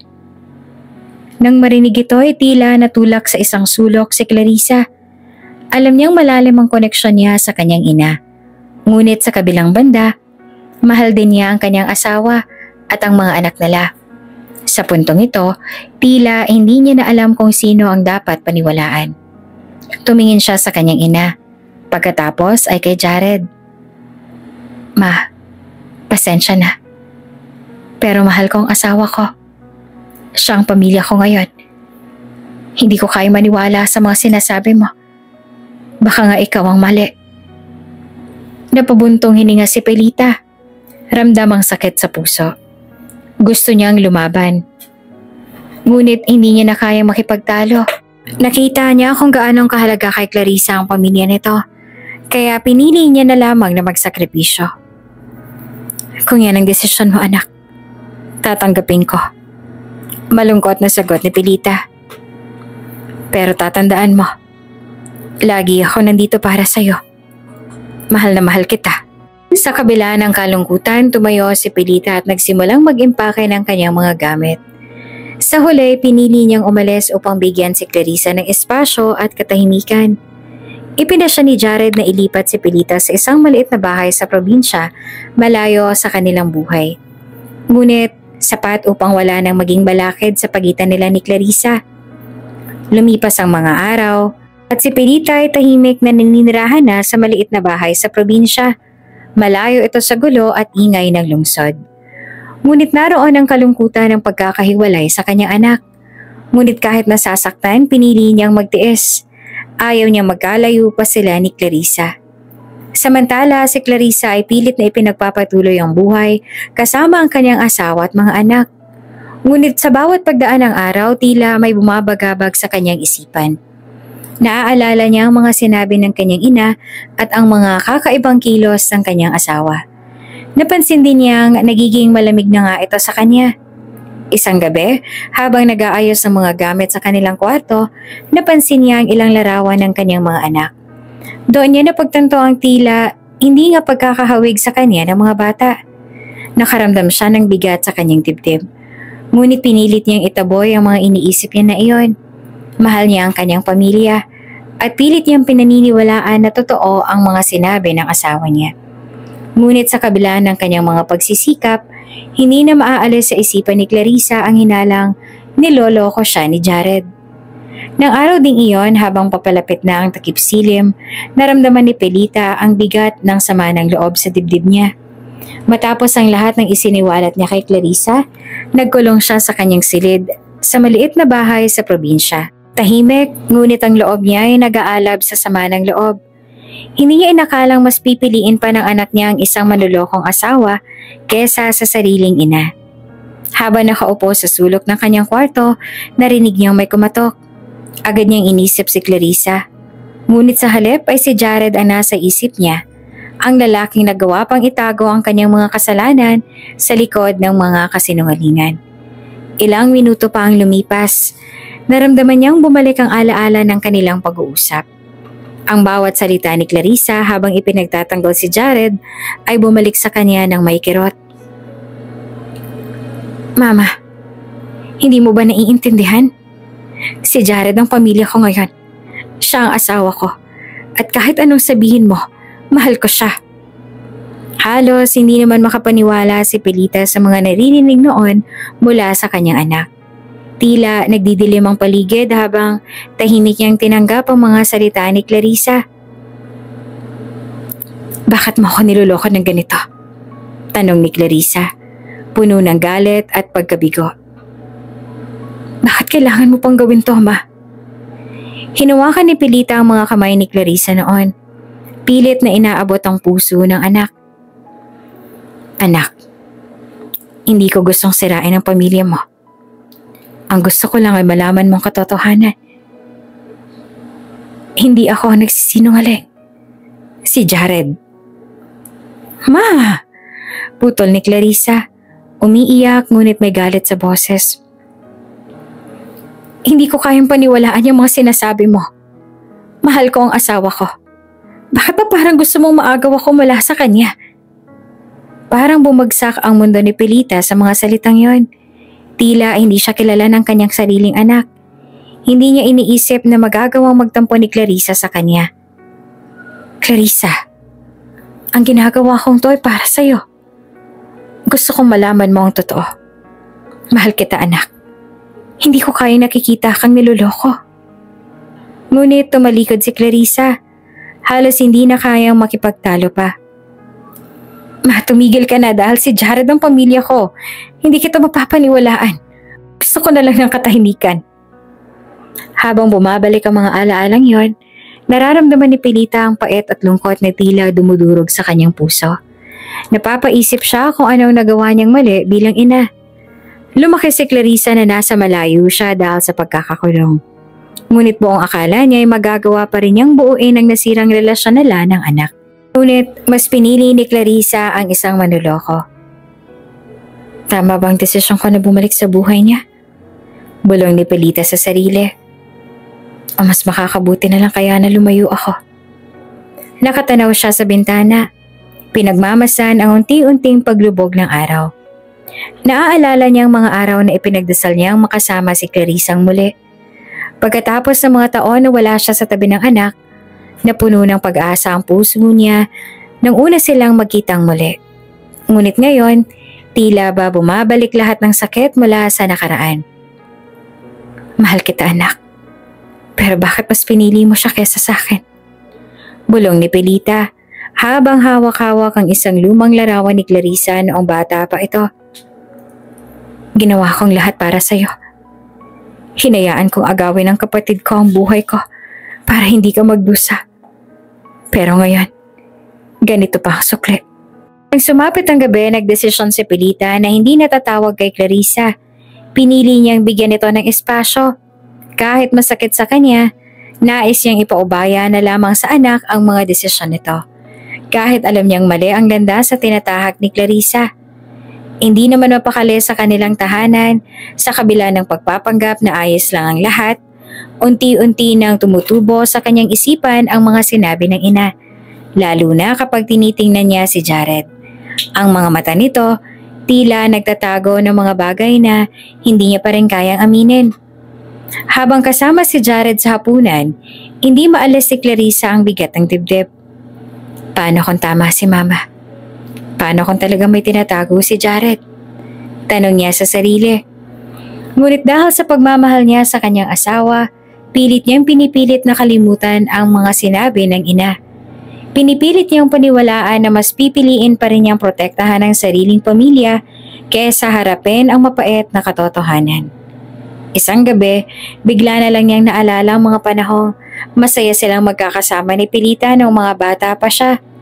Nang hindi pa nasisira ang kanilang pamilya at lahat ng bagay ay tila masimple. Namiss niya ang dating samahan nila ng kanyang ina. Ngunit tila hindi niya alam kung paano ito ibabalik. Napabuntong hininga si Clarissa habang pinagmamasdan si Jared na abala sa trabaho. Alam niyang hindi magiging madali ang harapin ang sitwasyong ito. Ngunit sa isang banda, naroon ang isang bahagi ng puso niya na tila humihiling na sanay magawa niyang bawiin ang lahat. Nagsimula ang lahat na magsimulang magduda si Clarissa. Hindi niya na matanggal sa isip ang mga huling salita ni Pilita na sa kabila ng lahat ng sakit at galit ay nag-iwan ng babala tungkol kay Jared. Sa una ay pilit niyang binaliwala ito. Iniisip na kaya lang sinabi ng kanyang ina ang mga bagay na iyon ay dahil sa galit at pagtatangka na sirain ang kanyang pamilya. Ngunit habang lumilipas ang mga araw, may mga bagay na hindi niya na maiwasang mapansin. Minsan nakikita niya si Jared na nagtitext sa kalagitnaan ng gabi. Mabilis na itinatago ang cellphone kapag lumalapit siya. May mga pagkakataon ding bigla na lang itong nawawala ng walang paalam. At hindi naman maipaliwanag ang dahilan ng pagiging abala. Naguguluhan si Clarissa. Ngunit pinilit pa rin niyang huwag mag-isip ng masama. Pinanghahawakan niya ang pagmamahal niya kay Jared at ang mga anak nila. Hanggang isang araw, isang lihim ang natuklasan niya. Habang naghahanap siya ng mga dokumento sa drawer ni Jared, hindi sinasadyang bumukas ang isang envelope na naglalaman ng mga larawan. Ang mga litrato ay nagpapakita ng asawa niya, kasama ang isang babaeng malapit sa kanila, ang kumare nila si Maylene. Nakala niya ay matalik na kaibigan ng pamilya. Sa larawang iyon, hindi lamang sila magkaibigan. Kitang-kita ni Clarissa ang pagiging malapit ng dalawa sa mga kuha. At ang isa sa mga litrato ay nagpapakita kay Jared at Maylene na magkayakap. May kasamang mga bata at ang mga batang kilala ni Clarissa dahil anak niya mga ito. Dahan-dahang bumaliktad ang mundo ni Clarissa. Hindi siya makapaniwala sa nakita. Agad siyang nanlambot at napaupo sa gilid ng kama. Sa mga oras na yon ay tila nabura ang lahat ng kanyang mga dahilan at pagdududa. Ang lahat ng sinabi ni Pilita, ang mga bagay na hindi niya pinakinggan ay totoo. Nagtaksil sa kanya si Jared. At ang pinakamasakit, ang mga anak na inalagaan at minahal niya ng buong puso ay hindi pala tunay na sa kanya, kundi sa kaibigan niyang si Maylene. Sa mga oras na yon, nagising si Clarissa sa isang malupit na katotohanan. Niloko siya ng asawa at ipinagkanulo siya ng kaibigan. Bigla niyang naalala ang mga ginawa niya kay Pilita. Kung paano niya itinakwil at pinagtulakan ng sariling ina dahil lang sa mga kasinungalingang itinanim ni Jared. Sobrang sakit ang nararamdaman ni Clarissa. At sa gitna ng sakit, alam niyang kailangan niyang itama ang mga pagkakamali niya. Kinabukasan, hindi na nag-aksaya ng oras si Clarissa. Agad siyang umalis at pinuntahan ng maliit na bahay sa probinsya kung saan naninirahan si Pilita. Nang makita niya ang ina ay may bakas na pagod sa mga mata nito. Ngunit ang masakit na tingin ni Pilita ay nagsasabi na hindi pa rin nakakalimutan ng kanyang ina ang mga masasakit na nangyari. Mama, mahina ang boses ni Clarissa habang lumalapit. Mapatawarin mo ako. Sa unang pagkakataon, nakita ni Clarissa ang pag-iyak na Pelita. Nakaupo lamang ang matanda, tahimik na tumitingin sa kanya. Halatang naguguluhan si Pelita sa mga sinasabi ng anak pero hindi niya na kailangan ng paliwanag. Ang mga mata ni Clarissa ay puno ng pagsisisi at iyon lang ang kailangan niyang makita. Ma, tama ka. Niloko ako ni Jared. Matagal mo nang sinasabi sa akin pero hindi kita pinakinggan. Patawad, Ma. Patawad sa lahat ng masasakit na salita na binigay ko sa'yo.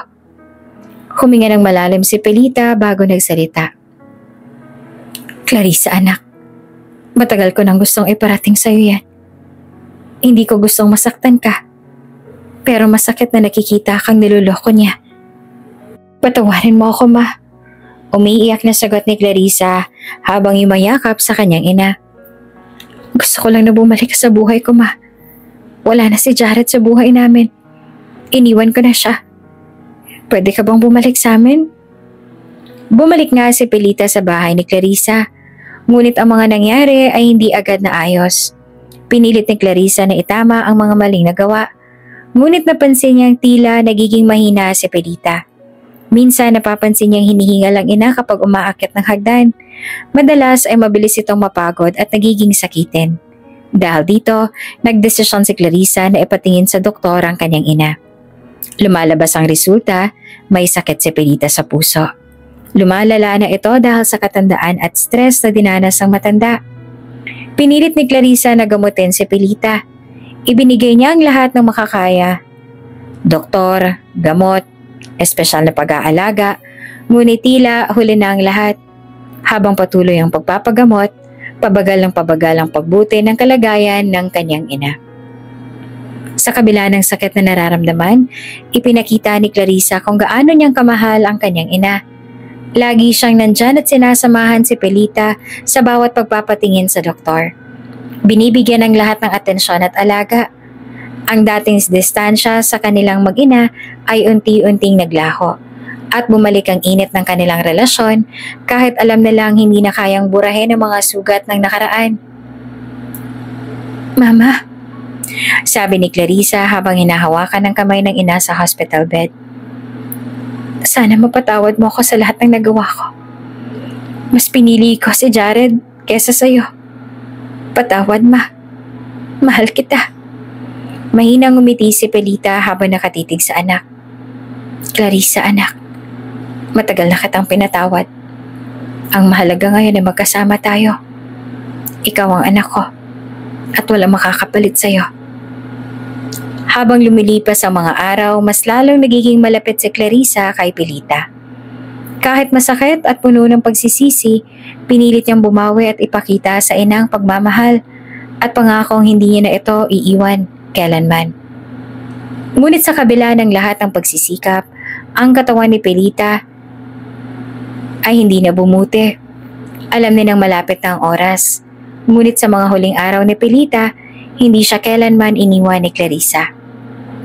Sa huli, habang bumababa ang araw, sa isang maaliwalas na hapon si Pelita ay pumanaw ng mapayapa sa piling ni Clarissa. Mahigpit na hawak ng anak ang kamay niya.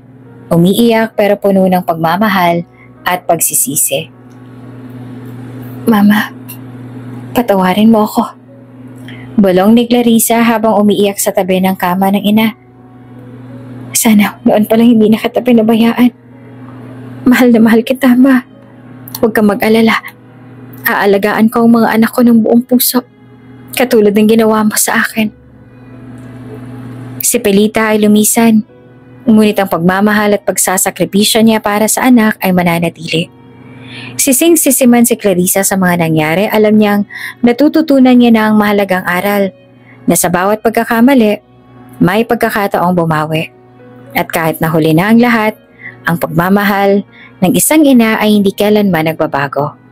Sa simula ay hindi paniniwalaan ni Clarissa ang mga babala ng kanyang ina tungkol sa kanyang asawa. Sa sinabing hindi siya mapagkakatiwalaan. Sa kanyang pag-aalala, sa kanyang bagong pamilya, unti-unting nawala ang ugnayan nila ng kanyang ina. Dahil sa mga kasinungalingan at panlilinlang, natuklasan ni Clarissa na niloloko nga siya ni Jared. Nalaman niyang ang mga anak niya ay hindi talaga sa kanya kundi sa kumare nila si Maylene. Sa pagkakataong yon, nagising si Clarissa sa katotohanan at nagsimula siyang makaramdam ng matinding pagsisisi sa kanyang mga nagawa kay Pelita. Nagdesisyon siyang balikan ang kanyang ina at humingi ng tawad. Bilang kabayaran sa mga nagawang pagkakamali at pagkukulang ni Clarissa sa kanyang ina na si Pelita, siya mismo ang nagdesisyon na mag-ayos ng libingan nito. Tila isang tahimik na paraan sa pagpapakita ng pagsisisi at pagmamahal. Ang kanyang puso naman ay puno ng kalungkutan habang sinisimulan niyang harapin ang lahat ng kanyang mga nagawa. Ang mga pagkakataong hindi niya pinakinggan ng kanyang ina, ang mga panahong mas pinili niyang paniwalaan ang kasinungalingan ng kanyang asawa kesa sa mga babala ni Pelita. Sa una, tila mabigat ang bawat hakbang ni Clarissa habang siya'y naglalakad sa sementeryo. Dala ang mga gamit at bulaklak na kanyang ilalagay sa libingan ng ina. Naisip niya na ito na lamang ang natitirang paraan upang kahit papaano ay makabawi siya. Habang nagsisimula siyang magkukay ng lupa at ihanda ang pag-aayos ng libingan, ramdam niya ang bigat ng kanyang pagsisisi. Wala nang pagkakataon para makabawi sa mga panahon na dapat sanay kasama pa niya si Pelita. Ngunit sa pagkakataong ito, ang mga kamay ni Clarissa ang siyang hahawak sa huling tahanan ng kanyang ina. Inalala ni Clarissa ang mga panahon na sa tabi niya ang kanyang ina. Mga alaala ng kanilang simpleng samahan bago siya nagpakasal kay Jared. Noon, hindi niya batid ang halaga ng mga payo ni Pelita, lalo na pagdating sa buhay at pamilya. Ngayon, natutunan niyang walang katumbas na halaga ang mga iyon. At ang bawat sandali ng pagiging malayo niya sa ina ay isang malaking pagkukulang. Nakaramdam siya ng matinding sakit habang isinasaayos ang mga halaman at tinataniman ng mga bulaklak ang paligid ng libingan ni Pelita. Para bang mga halaman na iyon ay sumisimbolo ng kanyang matinding pangarap na sana'y magawa niya ito habang buhay pa ang ina. Lumipas ang mga oras na parang mga alaala mula sa nakaraan ay unti-unting bumabalik kay Clarissa. Naisip niya kung paano niya sana pinili ang pagmamahal ng kanyang ina kaysa sa paniniwala niya kay Jared. At kung paano sana'y mas maagang nalaman ang pagtataksil at kasinungalingan nito. Sa kabila ng lahat, ipinakita ni Pelita ang kanyang walang hanggang pagmamahal. Kahit na mas pinili ni Clarissa ang isang landas na hindi makatarungan para sa kanya. Isang araw habang siya'y nagpapahinga mula sa pag-aayos ng libingan, umupo si Clarissa sa tabi ng libingan ni Pelita at kinausap ang ina na para bang naroroon pa rin ito. Ma, alam kong wala nang halaga ang mga salitang ito ngayon, sabi ni Clarissa habang nakatingin sa libingan. Pero nais kong malaman mo, mula sa kaibuturan ng aking puso, nagsisisi ako, ma. Mahal kita. At kahit huli na ang lahat, sana naririnig mo ako ngayon. Walang tugon pero sa hangin tila naramdaman ni Clarissa ang presensya ng kanyang ina. Parang naririnig niya ang mga salita ni Pelita. Mahal kita, anak, na nagpalambot sa kanyang puso. Habang iniaayos ni Clarissa ang libingan, hindi lang pisikal na gawain ang nagaganap. Isang malalim na pagbabalik loob sa sarili. Sa kanyang mga pagkakamali at sa kanyang pangako na mula sa araw na iyon ay magbabago siya. Hindi niya nauulitin ang mga pagkakamali na gawa at magtuturo siya ng pagmamahal at pagpapatawad sa kanyang mga anak. Isang aral na natutunan niya sa kanyang huli, ngunit pinakamahalagang pagkakataon. Ilang linggo matapos ang libing ni Pelita, bumalik si Clarissa sa bahay kung saan sila unang nanirahan ng kanyang pamilya. Isinara niya ang pintuan ng kanilang dating tahanan. Dala ang lahat ng natutunan mula sa kanyang ina. Isang malaking pagbabago ang sumalubong sa kanya at kahit na hindi niya naibalik ang oras, alam niyang nagawa niya ang dapat bilang isang anak. Naisip niya si Pelita ay nasa mas mabuting lugar na. Nakamasid sa kanya at marahil masaya na rin nakikita ang pagbabago sa kanyang buhay. Ang mga bulaklak na itinanim ni Clarissa sa libingan ng ina ay naging simbolo ng kanyang pangako sa isang buhay na may pagmamahal, pagpapatawad at pagpapahalaga sa mga taong tunay na nagmamalasakit sa kanya. Sa bawat araw na dumadaan, nagiging mas matatag si Clarissa. Dala ang mga aral ni Pelita na buhay sa kanyang puso. Habang bumabalik si Clarissa sa buhay ni Pelita, nakitang may sakit na ito sa puso. Sa huli, pumanaw si Pelita. Ngunit bago ito lumisan, naiparating ang kanyang pagmamahal at pagpapatawad kay Clarissa. Sa kabila ng kanyang mga pagkakamali, natutunan ni Clarissa ang tunay na halaga ng pamilya at pagmamahal ng isang ina. Ang kwento ay nagtuturo na ang tiwala, katapatan at pagmamahal sa pamilya ang pinakamahalagang bagay sa buhay, at ang mga pagkakataon upang ituwid ang mga pagkakamali ay palaging may kasamang pag-asa. Kung bago ka pa lang sa channel na ito, Ate Jane TV, huwag kalimutang pindutin ang notification bell and subscribe button. Sana po hindi naman malaking abala sa inyo ang pagpindot ng subscribe button dahil ang kapalit po nito ay ang pagsuporta para makapag-produce ng mga libreng stories sa mga channels ni Ate Jane. Maraming salamat!